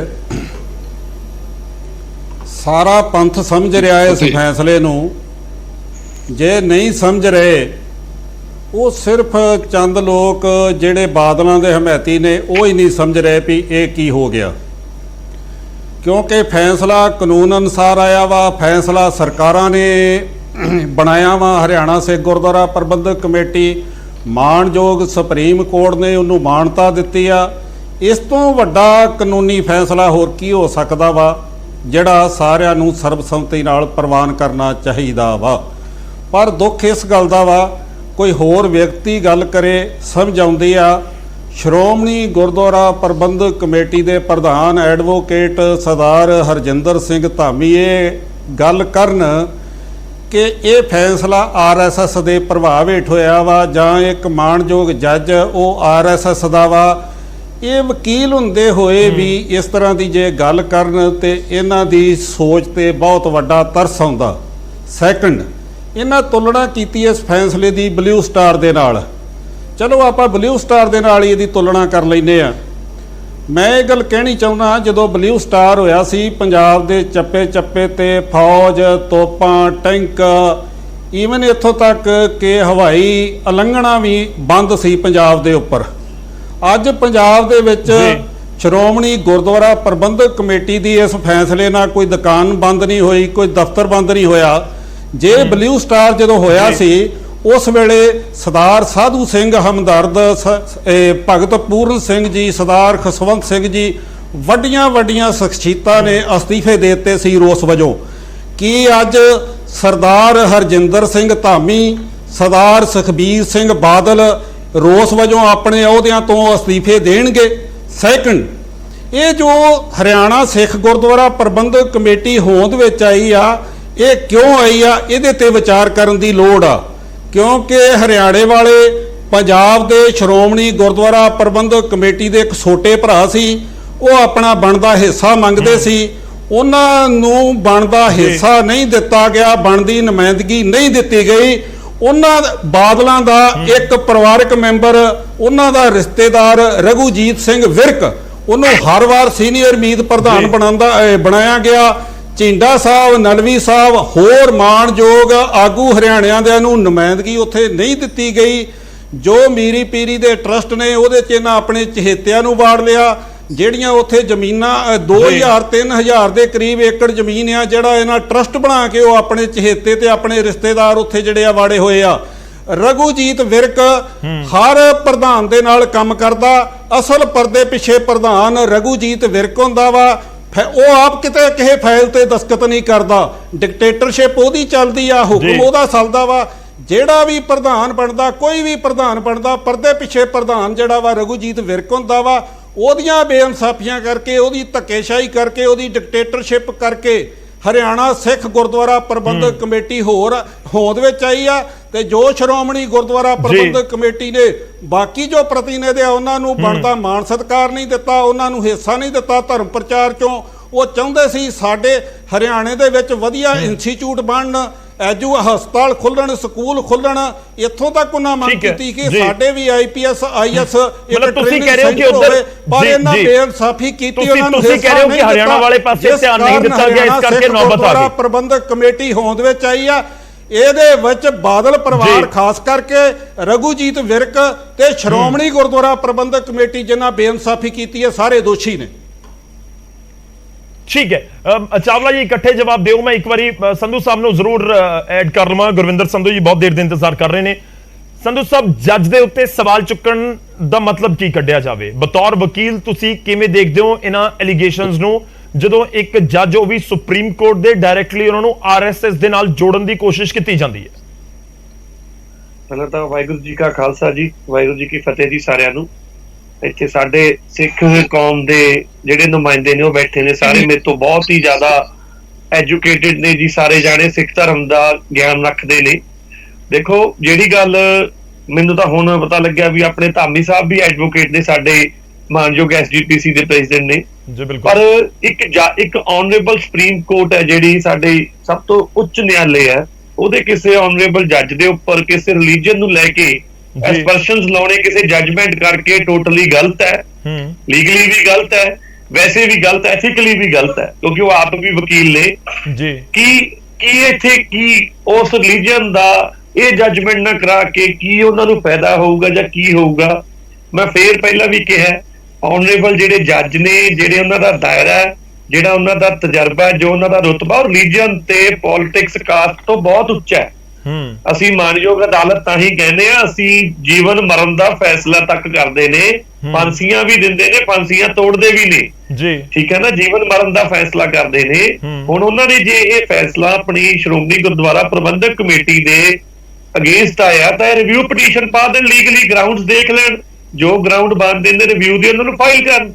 ਪਰ ਆਪਾਂ ਆਨਰੇਬਲ ਕਿਸੇ ਜੱਜ ਦੇ ਵਿੱਚ ਜਿਹੜੇ ਵਿੱਚ ਬੈਠੇ ਆ ਉਹਨਾਂ ਤੇ ਕਿਸੇ ਰਿਲੀਜੀਅਨ ਐਫੀਲੀਏਸ਼ਨ ਦੇ ਨਾਲ ਕਰਕੇ ਟੋਟਲੀ ਰੋਂਗ ਹੈ। ਮੇਰੇ ਖਿਆਲ ਨਾਲ ਉਹਨਾਂ ਨੂੰ ਆਪਣਾ ਬਿਆਨ ਧਾਮੀ ਸਾਹਿਬ ਨੂੰ ਵਾਪਸ ਲੈਣਾ ਚਾਹੀਦਾ। ਕੋਰਟ ਆਫ ਕੰਟੈਂਪਟ ਵੀ ਹੋਏਗਾ ਬਿਲਕੁਲ ਜੀ। ਕੱਲ ਨੂੰ ਜੇ ਸਾਡੇ ਆਨਰੇਬਲ ਸੁਪਰੀਮ ਕੋਰਟ ਹੈ ਜਿਹੜੀ, ਦੇਖੋ ਜ਼ਿਆਦਾਤਰ ਰਿਲੀਜੀਅਸ ਮੈਟਰਸ ਦੇ ਵਿੱਚ ਸਾਰੇ ਬੰਦੇ ਗੱਲਾਂ ਨੂੰ ਅਵੋਇਡ ਕਰਦੇ ਆ ਜੀ, ਵੀ ਆਪਾਂ ਨਾ ਛੇੜੀਏ। ਜਿਹੜੇ ਬੰਦੇ ਨੇ ਕਿਹਾ ਉਹਨੂੰ, ਉਹ ਇੰਨੀ ਇੱਕ SGPC ਦੇ ਹੈਡ ਨੇ, ਆਈ ਥਿੰਕ ਧਾਮੀ ਸਾਹਿਬ ਆਪ ਐਡਵੋਕੇਟ ਨੇ, ਉਹ ਇੰਨੀ ਆਪ ਹੀ ਉਹ ਰੱਖਦੇ ਨੇ ਵੀ ਆਈ ਥਿੰਕ ਉਹ ਆਪਣਾ ਬਿਆਨ ਵਾਪਸ ਲੈਣਗੇ। ਤੇ ਕੱਲ ਨੂੰ ਜੇ ਕੋਈ ਕੰਪਲੇਂਟ ਵੀ ਪਾਊਗਾ ਤੇ ਮੇਰੇ ਖਿਆਲ ਐਕਸ਼ਨ ਫੋਲੋ ਕਰੂਗਾ ਜੀ। ਜੇ ਕੱਲ ਨੂੰ ਕੋਈ ਪਾ ਦਿੱਤਾ, ਆਪਾਂ ਕੋਰਟ ਦੇ ਉੱਪਰ ਐਸਪਰਸ਼ਨ ਕਰ ਰਹੇ ਹਾਂ। ਮੈਂ ਪਹਿਲਾਂ ਵੀ ਕਿਹਾ, ਅੱਜ ਆਪਣਾ ਫੈਸਲਾ ਆ, ਆਪਾਂ ਉਹਨਾਂ ਤੇ ਲਾਤਾ ਵੀ ਉਹ ਕਿਸੇ ਸੰਗਠਨ ਨਾਲ ਜੁੜੇ ਹੋਏ ਨੇ। ਕੱਲ ਨੂੰ ਕੋਈ ਸਿੱਖ ਜੱਜ ਫੈਸਲਾ ਦੇ ਦੂਗਾ ਤੇ ਕੋਈ ਦੂਸਰੇ ਧਰਮ ਵਾਲੇ ਕਹਿਣਗੇ ਜੀ ਸਾਨੂੰ ਇਹਦਾ ਮਨਜ਼ੂਰ ਨਹੀਂ, ਇਹ ਤਾਂ ਸਿੱਖ ਸੰਗਠਨ ਨਾਲ ਆ। ਕੱਲ ਨੂੰ ਕੋਈ ਮੁਸਲਿਮ ਜੱਜ ਆਊਗਾ ਤੇ ਅਸੀਂ ਕਹਾਂਗੇ ਜੀ ਹਿੰਦੂ ਨੂੰ ਨਹੀਂ ਪਸੰਦ। ਸੋ ਪਲੀਜ਼ ਜੁਡੀਸ਼ਰੀ ਨੂੰ ਹੱਥ ਜੋੜ ਕੇ ਬੇਨਤੀ ਆ, ਇਹ ਤੋਂ ਬਾਹਰ ਰੱਖਣ। ਠੀਕ ਹੈ, ਇਹ ਇਹਨਾਂ ਦੀ ਆਪਸ ਦੇ ਵਿੱਚ, ਹਾਂਜੀ ਜੀ ਕੰਪਲੀਟ ਕਰ ਲਓ ਸਰ ਤੁਸੀਂ। ਇਹਨਾਂ ਦਾ ਆਪਸ ਦੇ ਵਿੱਚ ਜਿਹੜਾ SGPC ਦਾ ਜੋ ਵੀ ਹੈ, SGPC ਦਿੱਲੀ ਦੀ ਹੈ, ਜਿਵੇਂ ਹੁਣੇ ਆਪਣੇ ਬੈਠੇ ਨੇ, ਇਹਨਾਂ ਨੇ ਦੱਸਿਆ ਚਾਵਲਾ ਸਾਹਿਬ ਨੇ ਵੀ ਕਿੰਨੀਆਂ ਸਟੇਟਸ ਦੇ ਵਿੱਚ ਮੈਨੇਜਮੈਂਟ ਹੈ, ਤੇ ਉਹ ਮੈਨੇਜਮੈਂਟ ਗਲਤ ਹੈ। ਇਹ ਨਾ ਵੀ ਲੋੜ ਕੀ ਪਈ। ਮੈਂ ਤਾਂ ਇਹਨਾਂ ਨੂੰ ਸਾਰਿਆਂ ਨੂੰ ਇਹੀ ਕਹੂੰਗਾ ਵੀ ਮੈਂ ਵੀ ਸਿੱਖ ਧਰਮ ਨੂੰ ਅਸੀਂ ਬਿਲੋਂਗ ਕਰਦੇ ਹਾਂ, ਅਸੀਂ SGPC ਵੱਲ ਦੇਖਦੇ ਹਾਂ, ਇਹਦੀ ਲੋੜ ਕੀ ਪਈ? ਇਹ ਤੁਸੀਂ ਇਹ ਗੱਲ ਸੋਚੋ ਵੀ ਹਰਿਆਣੇ ਦੀ ਲੋੜ ਕੀ ਪਈ? ਹਾਲਾਂਕਿ ਆਪਾਂ ਜੁਡੀਸ਼ਰੀ ਦੇ ਉੱਪਰ ਜਾ ਕੇ ਐਸਪਰਸ਼ਨਸ ਕਰਨ ਲੱਗੇ, ਉਹ ਗਲਤ ਹੈ, ਟੋਟਲੀ ਗਲਤ ਹੈ। ਔਰ ਜਿਹੜੇ ਇਹ ਕਹਿ ਰਹੇ ਨੇ ਵੀ ਉਸ ਜੱਜ ਦੇ ਉੱਪਰ ਉਸ ਗੱਲ ਦਾ ਇਨਫਲੂਐਂਸ ਹੈ, ਉਹੀ ਸ਼੍ਰੋਮਣੀ ਅਕਾਲੀ ਦਲ ਦੇ ਭਾਗੀਵਾਲ ਪਾਰਟੀ ਦੇ ਅੰਦਰ ਇਨਫਲੂਐਂਸ ਵੀ ਉਹਨਾਂ ਦਾ ਹੀ ਹੈ। 2012 ਤੋਂ ਲੈ ਕੇ ਆਪਣੇ 7 ਤੋਂ ਲੈ ਕੇ 17 ਤੱਕ ਆਪਸ ਦੇ ਵਿੱਚ ਸਰਕਾਰ ਰਹੀ ਹੈ, ਸੈਂਟਰਲ ਮਿਨਿਸਟਰ ਰਹੇ ਨੇ ਬੀਬਾ ਜੀ ਇਹਨਾਂ ਦੇ, ਉਦੋਂ ਕਰਾ ਲੈਂਦੇ। ਸੋ ਮੈਂ ਤਾਂ ਕਹਿੰਦਾ ਵੀ ਨਹੀਂ ਹੋ ਸਕਦਾ, ਕਿਉਂਕਿ ਕੋਈ ਇਨਫਲੂਐਂਸ ਨਹੀਂ ਹੈ ਜਾਂ ਜੁਡੀਸ਼ਰੀ ਦੇ ਉੱਪਰ ਕੋਈ ਇਨਫਲੂਐਂਸ ਨਹੀਂ ਹੁੰਦਾ ਜੀ ਕਿਸੇ ਵੀ ਤਰ੍ਹਾਂ ਦਾ। ਠੀਕ ਹੈ, ਮੈਂ ਚਾਵਲਾ ਜੀ ਦਾ ਇੱਕ ਵਾਰ ਰੁਕ ਕਰਦਾ।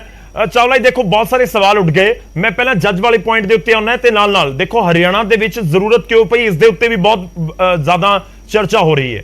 ਕਹਿੰਦੇ ਵਿਤਕਰਾ ਹੋਇਆ ਕਿਤੇ ਨਾ ਕਿਤੇ, ਤਾਂ ਉਸ ਦਾ ਨਤੀਜਾ ਇਹ ਹੈ ਕਿ ਉੱਥੇ ਵੱਖਰੀ ਕਮੇਟੀ ਦੀ ਮੰਗ ਉੱਠੀ। ਦੇਖੋ, ਮੈਂ ਪਹਿਲੀ ਬੇਨਤੀ ਕਰਾਂ ਵੀ 2 ਪੁਆਇੰਟ ਹੈ। ਇੱਕ ਜਿਹੜਾ ਹੁਣ ਵਕੀਲ ਸਾਹਿਬ ਨੇ ਕੀਤਾ, ਇੱਕ ਉਸ ਤੋਂ ਪਹਿਲਾਂ ਭੋਮਾ ਸਾਹਿਬ, ਮੈਨੂੰ ਦੋਵਾਂ ਦੇ ਬਾਰੇ ਗੱਲ ਕਹਿਣ ਦਾ ਮੌਕਾ ਤੁਸੀਂ ਦੇਣਾ। ਜੱਜ ਸਾਹਿਬ ਬਾਰੇ ਇਹ ਗੱਲ ਤਾਂ ਬਿਲਕੁਲ ਹੀ ਇਹਨਾਂ ਦੀ ਵਕੀਲ ਸਾਹਿਬ ਦੀ ਸਹੀ ਨਹੀਂ ਹੈ। ਇਹ ਸੁਪਰੀਮ ਕੋਰਟ ਦਾ ਜੱਜ ਜੋ ਮਰਜ਼ੀ ਕਰਦੇ ਤੇ ਉਹਨੂੰ ਕੋਈ ਚੈਲੰਜ ਨਾ ਕਰੇ। ਛੋਟੀ ਅਦਾਲਤ 'ਚ ਫੈਸਲਾ ਹੁੰਦਾ, ਅਸੀਂ ਉੱਪਰਲੀ ਅਦਾਲਤ 'ਚ ਅਪੀਲ ਕਰਦੇ ਆ, ਉੱਪਰਲੀ ਅਦਾਲਤ 'ਚ ਫੈਸਲਾ ਹੁੰਦਾ, ਉੱਤਰੇ ਅਪੀਲ ਕਰਦੇ ਆ। ਨਹੀਂ ਸਰ, ਉਹ ਜਜਮੈਂਟ ਦੇ ਉੱਤੇ ਫੈਸਲਾ ਹੁੰਦਾ ਨਾ, ਜਜਮੈਂਟ ਦੇ ਉੱਤੇ ਸਵਾਲ ਹੁੰਦੇ ਆ, ਜੱਜ ਦੇ ਉੱਤੇ ਨਹੀਂ। ਅਸੀਂ ਕਈ ਕੋਰਟਾਂ ਵਿੱਚ ਇਹ ਵਕੀਲ ਐਪਲੀਕੇਸ਼ਨਾਂ ਲਾਉਂਦੇ ਆ ਕਿ ਸਾਨੂੰ ਇਹ ਜੱਜ ਠੀਕ ਸੂਟ ਨਹੀਂ ਕਰਦਾ, ਇਹ ਜੱਜ ਬਿਲਕੁਲ ਸਾਡਾ ਬਾਇਸ ਹੈ, ਸਾਡਾ ਕੇਸ ਕਿਸੇ ਹੋਰ ਕੋਰਟ 'ਚ ਭੇਜਤਾ ਜਾਵੇ, ਬਕਾਇਦਾ ਐਪਲੀਕੇਸ਼ਨਾਂ ਲੱਗਦੀਆਂ। ਇਹ ਤਾਂ ਗੱਲ ਹੈ ਹੀ, ਵਕੀਲ ਕੁਝ ਲੱਗਦੀਆਂ ਨਹੀਂ ਲੱਗਦੀਆਂ, ਅਸੀਂ ਲਾਉਂਦੇ ਆ। ਅਸੀਂ ਬੜੇ ਕੇਸ ਭੁਗਤੇ ਆ, 40 45 ਕੇਸਾਂ 'ਚੋਂ ਅਸੀਂ ਬਰੀ ਹੋ ਕੇ ਆਏ ਆ। ਸਾਨੂੰ ਪਤਾ ਕਿ ਅਸੀਂ ਜਦੋਂ ਕਹਿੰਦੇ ਆ ਕਿ ਜੱਜ ਜਿਹੜਾ ਸਾਡੇ ਨਾਲ ਇਹਦਾ ਰਵੱਈਆ ਠੀਕ ਨਹੀਂ ਆ, ਸਾਡਾ ਕਿਸੇ ਹੋਰ ਜੱਜ ਕੋਲ ਸੁਣਵਾਈ ਕਰਵਾਈ ਜਾਵੇ, ਇਹ ਤਾਂ ਕੋਈ ਮਸਲਾ ਹੀ ਨਹੀਂ। ਔਰ ਜਿਹੜਾ ਜੱਜ ਆ ਓਪਨ ਹੈ, ਹਿੰਮਤ ਕੁਮਾਰ ਓਪਨ ਹੈ ਜਿਹੜਾ ਜੱਜ, ਜਿਹਦੇ ਫਾਦਰ ਵੀ RSS ਦੇ ਬਹੁਤ ਵੱਡੇ ਉਹ ਰਹੇ ਇੱਥੇ ਪੰਜਾਬ ਦੇ ਅੰਦਰ, ਚੰਡੀਗੜ੍ਹ ਦੇ ਅੰਦਰ, ਔਰ ਇਹ ਵੀ ਖੁਦ ਰਹੇ ਉਸ ਦੇ ਮੈਂਬਰ ਹੈ। ਐਵੇਂ ਥੋੜੀ ਧਾਮੀ ਸਾਹਿਬ ਬੜੇ ਰਿਸਪੌਂਸੀਬਲ ਪਰਸਨ ਹੈ, ਜੇ ਉਹਨਾਂ ਨੇ ਗੱਲ ਕਹੀ ਹੈ ਇਹ ਵੀ ਦੇਖਿਆ ਜਾਵੇ ਕਿ ਉਹ ਕਿੰਨੀ ਵੱਡੀ ਸੀਟ ਤੇ ਬੈਠੇ ਹੋਏ ਵਿਅਕਤੀ ਆ, ਸੈਕੰਡ ਦੀ ਉਹ ਵਕੀਲ ਵੀ ਆ। ਤੁਸੀਂ ਕਾਨੂੰਨ ਦੀ ਗੱਲ ਕਰ ਰਹੇ ਨਾ, ਵਕਾਲਤ ਦੀ ਗੱਲ ਕਰ ਰਹੇ ਆ, ਅਦਾਲਤ ਦੀ ਗੱਲ ਕਰ ਰਹੇ ਆ, ਜੱਜ ਦੀ ਗੱਲ ਕਰ ਰਹੇ ਆ, ਤੇ ਧਾਮੀ ਸਾਹਿਬ ਵਕੀਲ ਨੇ। ਧਾਮੀ ਸਾਹਿਬ ਨੂੰ ਵਕੀਲ ਨੂੰ ਸਾਰੀਆਂ ਗੱਲਾਂ ਦਾ ਪਤਾ ਹੈ, ਔਰ ਬੜੇ ਸੀਨੀਅਰ ਐਡਵੋਕੇਟ ਨੇ, ਕੋਈ ਉਹ ਜੂਨੀਅਰ ਐਡਵੋਕੇਟ ਐ ਫੜ ਕੇ ਨਹੀਂ ਬਣਾਏ ਹੋਏ। ਨਹੀਂ ਦੇਖੋ, ਜਿਹੜੇ ਸਾਡੇ ਨਾਲ ਵਕੀਲ ਜੁੜੇ ਹੋਏ ਨੇ ਉਹ ਕਹਿ ਰਹੇ ਕਿ ਕੋਰਟ ਆਫ ਕੰਟੈਂਪਟ ਵੀ ਹੈ, ਹੋ ਸਕਦਾ ਕਿ ਇਸ ਤਰੀਕੇ ਨਾਲ ਹੋਵੇ। ਕੰਟੈਂਪਟ ਪਾ ਕੇ ਵੇਖ ਲੈਣ, ਪਾ ਲੈਣ, ਕੋਰਟ ਪਾ ਲਵੇ, ਕੋਈ ਹੋਰ ਵਕੀਲ ਪਾ ਲਵੇ, ਕਿਤੇ ਪਾ ਲਵੇ, ਲੱਗ ਜਾਏਗਾ ਪਤਾ। ਠੀਕ ਹੈ, ਚਾਵਲਾ ਜੀ ਦੂਜੇ ਪੁਆਇੰਟ ਤੇ ਰਿਐਕਟ ਕਰਿਓ। ਮੈਂ ਇਸੇ ਪੁਆਇੰਟ ਦੇ ਉੱਤੇ ਇੱਕ ਵਾਰ ਸੰਧੂ ਸਾਹਿਬ ਦਾ ਰਿਐਕਸ਼ਨ ਲੈ ਲਵਾਂ। ਸੰਧੂ ਸਾਹਿਬ ਦੇਖੋ, ਕਹਿੰਦੇ ਕਿ ਬਹੁਤ ਸਾਰੇ ਕੇਸਿਸ ਦੇ ਵਿੱਚ ਹੁੰਦਾ ਹੈ ਕਿ ਜੱਜ ਬਦਲ ਦਿੱਤਾ ਜਾਵੇ, ਇਸ ਤਰੀਕੇ ਦੀਆਂ ਐਪਲੀਕੇਸ਼ਨਸ ਹੁੰਦੀਆਂ, ਤੁਸੀਂ ਵੀ ਸੁਣੀਆਂ ਹੋਣਗੀਆਂ, ਮੈਂ ਵੀ ਸੁਣੀਆਂ। ਸਰ ਮੈਨੂੰ ਕੋਈ ਇੱਕ ਐਪਲੀਕੇਸ਼ਨ ਦਿਖਾ ਦਿਓ ਜਿੱਥੇ ਰਿਲੀਜੀਅਨ ਬੇਸ ਦੇ ਉੱਪਰ ਐਪਲੀਕੇਸ਼ਨ ਪਈ ਹੋਵੇ ਵੀ ਇਹ ਜੱਜ ਫਲਾਣੇ ਰਿਲੀਜੀਅਸ ਇੰਸਟੀਚਿਊਟ ਨਾਲ ਉੱਤੇ ਅਫੈਕਟਡ ਹੈ। ਟੋਟਲੀ ਰੋਂਗ ਸਟੇਟਮੈਂਟ ਦੇ ਰਹੇ ਨੇ। ਫਿਰ ਮੈਂ ਉਹੀ ਕਹਿ ਰਿਹਾ ਵੀ ਮੈਂ ਇਹਨਾਂ ਦਾ ਬਹਿਸ ਨਹੀਂ ਕਰਨਾ ਚਾਹੁੰਦਾ ਲੀਗਲੀ, ਪਤਾ ਨਹੀਂ ਇਹਨਾਂ ਦੇ ਕੌਣ ਵਕੀਲ ਨੇ। ਜੇ ਅੱਜ ਤੱਕ ਕਿਤੇ ਰਿਲੀਜਨ ਦੇ ਬੇਸ ਤੇ ਕੋਈ ਜੱਜ ਚੇਂਜ ਹੋਇਆ ਤਾਂ ਮੇਰੇ ਖਿਆਲ ਨਾਲ ਮੈਂ ਇੱਥੇ ਓਪਨਲੀ ਕਹਿਣਾ ਮੈਂ ਵਕਾਲਤ ਛੱਡਣ ਨੂੰ ਤਿਆਰ ਹਾਂ, ਜਿੰਨੇ ਕਿ ਮੇਰੇ 14-15 ਸਾਲ ਦੀ ਹੈ। ਟੋਟਲੀ ਵੇਗ ਸਟੇਟਮੈਂਟ, ਟੋਟਲੀ ਵੇਗ ਜੀ। ਚਾਵਲਾ ਜੀ ਹੋਰ ਬੜੇ ਕਾਰਨ ਹੁੰਦੇ ਨੇ। ਚਾਵਲਾ ਜੀ ਦਾ ਪਤਾ ਨਹੀਂ ਕਿੰਨੇ ਅਦਾਲਤਾਂ ਵਿੱਚ ਇਹ ਗੱਲਾਂ ਲਿਆਂਦੀਆਂ ਕਿ ਇਹ ਜੱਜ ਸਾਡੇ ਨਾਲ ਜਿਹੜਾ ਫਿਰਕੂ ਰਵੱਈਆ ਅਪਣਾ ਰਿਹਾ, ਸਾਡੇ ਪ੍ਰਤੀ। ਸਾਡਾ CBI ਦੀ ਕੋਰਟ ਵਿੱਚ ਕੇਸ ਸੀ ਦਿੱਲੀ, ਅਸੀਂ ਉੱਥੇ ਸਾਡੇ ਇੱਕ ਜੱਜ ਆ ਗਏ, ਅਸੀਂ ਉਹਨਾਂ ਬਾਰੇ ਲਿਖ ਕੇ ਦਿੱਤਾ। ਉਦੋਂ ਉਹਨਾਂ ਨੇ ਸਾਨੂੰ ਇੱਕੋ ਗਰਾਊਂਡ ਤੇ ਕਿਹਾ ਕਿ ਇਹਨਾਂ ਦਾ 3-4 ਮਹੀਨੇ ਦਾ ਪੀਰੀਅਡ ਰਹਿ ਗਿਆ, ਉਸ ਤੋਂ ਬਾਅਦ ਤੁਹਾਡਾ ਕੇਸ ਤਾਂ ਜੇ ਐਵੀਡੈਂਸ ਤੇ ਵੀ ਨਹੀਂ ਆਇਆ, ਤੁਸੀਂ ਵੇਟ ਕਰ ਸਕਦੇ ਆ। ਸਾਡੀ ਤਰੀਕੇ 1-2 ਪਈਆਂ ਤੋਂ ਜੱਜ ਬਦਲ ਗਿਆ। ਨਹੀਂ, ਪਰ ਤੁਹਾਨੂੰ ਨਹੀਂ ਲੱਗਦਾ ਕਿ ਜੇਕਰ ਇਸ ਤਰੀਕੇ ਦੀ ਗੱਲ ਸੀਗੀ ਤਾਂ ਜਦੋਂ ਕੋਰਟ ਦਾ ਫੈਸਲਾ ਆਣਾ ਸੀ ਉਸ ਤੋਂ ਪਹਿਲਾਂ ਹੀ ਆਬਜੈਕਸ਼ਨ ਕਰ ਦਿੱਤਾ ਜਾਂਦਾ, ਤੁਸੀਂ ਵੀ ਐਪਲੀਕੇਸ਼ਨ SGPC ਐਪਲੀਕੇਸ਼ਨ ਲਿਖ ਕੇ ਦੇ ਦਿੰਦੀ, ਜਾਂ ਉਸ ਟਾਈਮ ਨਹੀਂ ਗੌਰ ਕੀਤਾ ਗਿਆ ਇਸ ਵਾਲੇ ਪਾਸੇ?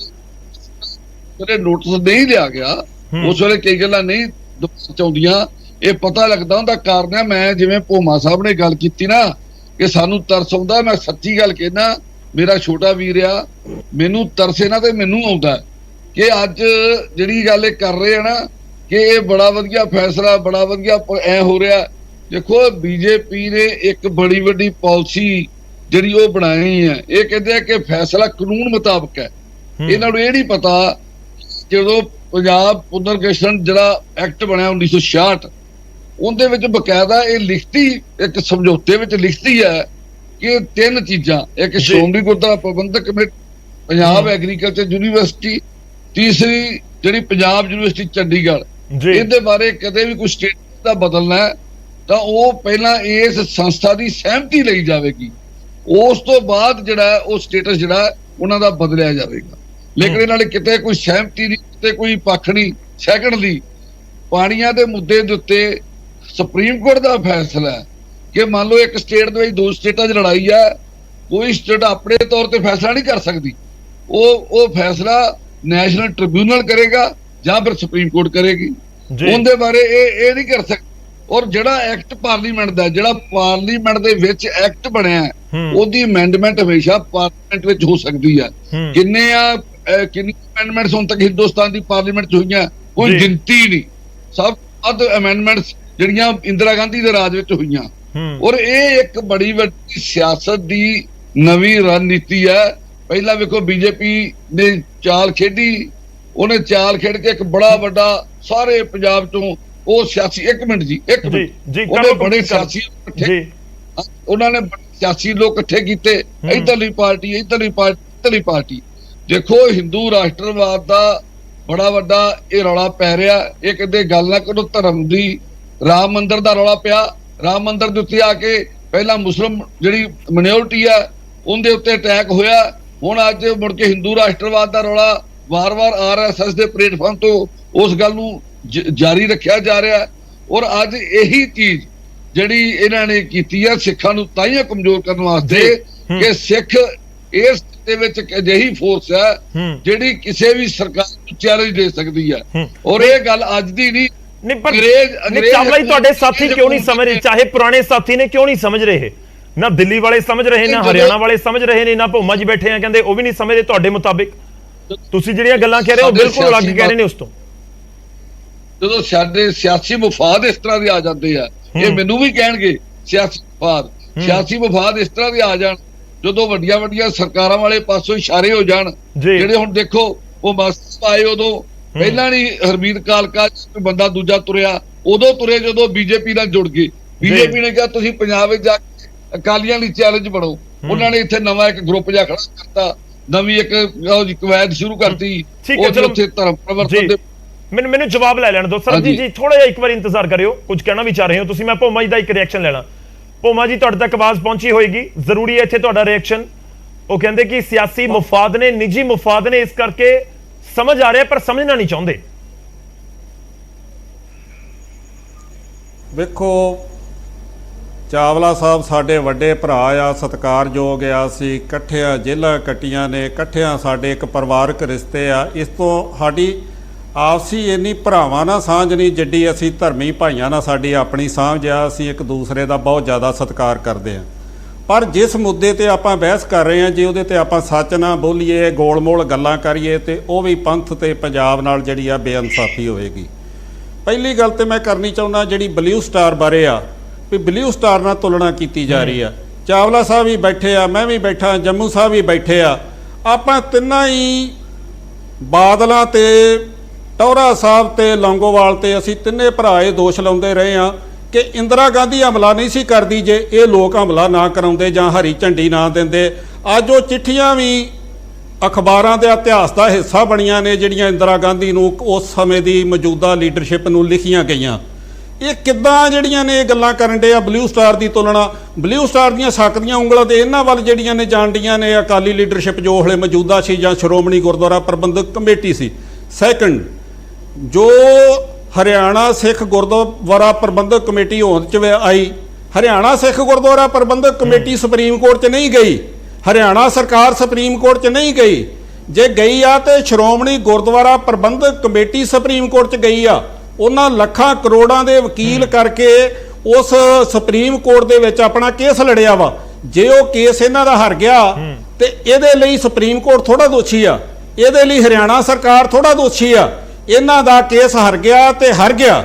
ਉਹਦੇ ਮਾਨਯੋਗ ਜੋ ਸੁਪਰੀਮ ਕੋਰਟ ਨੇ ਫੈਸਲਾ ਦਿੱਤਾ ਉਹ ਸਾਰੀਆਂ ਧਿਰਾਂ ਨੂੰ ਮੰਨਣਾ ਪੈਣਾ ਵਾ।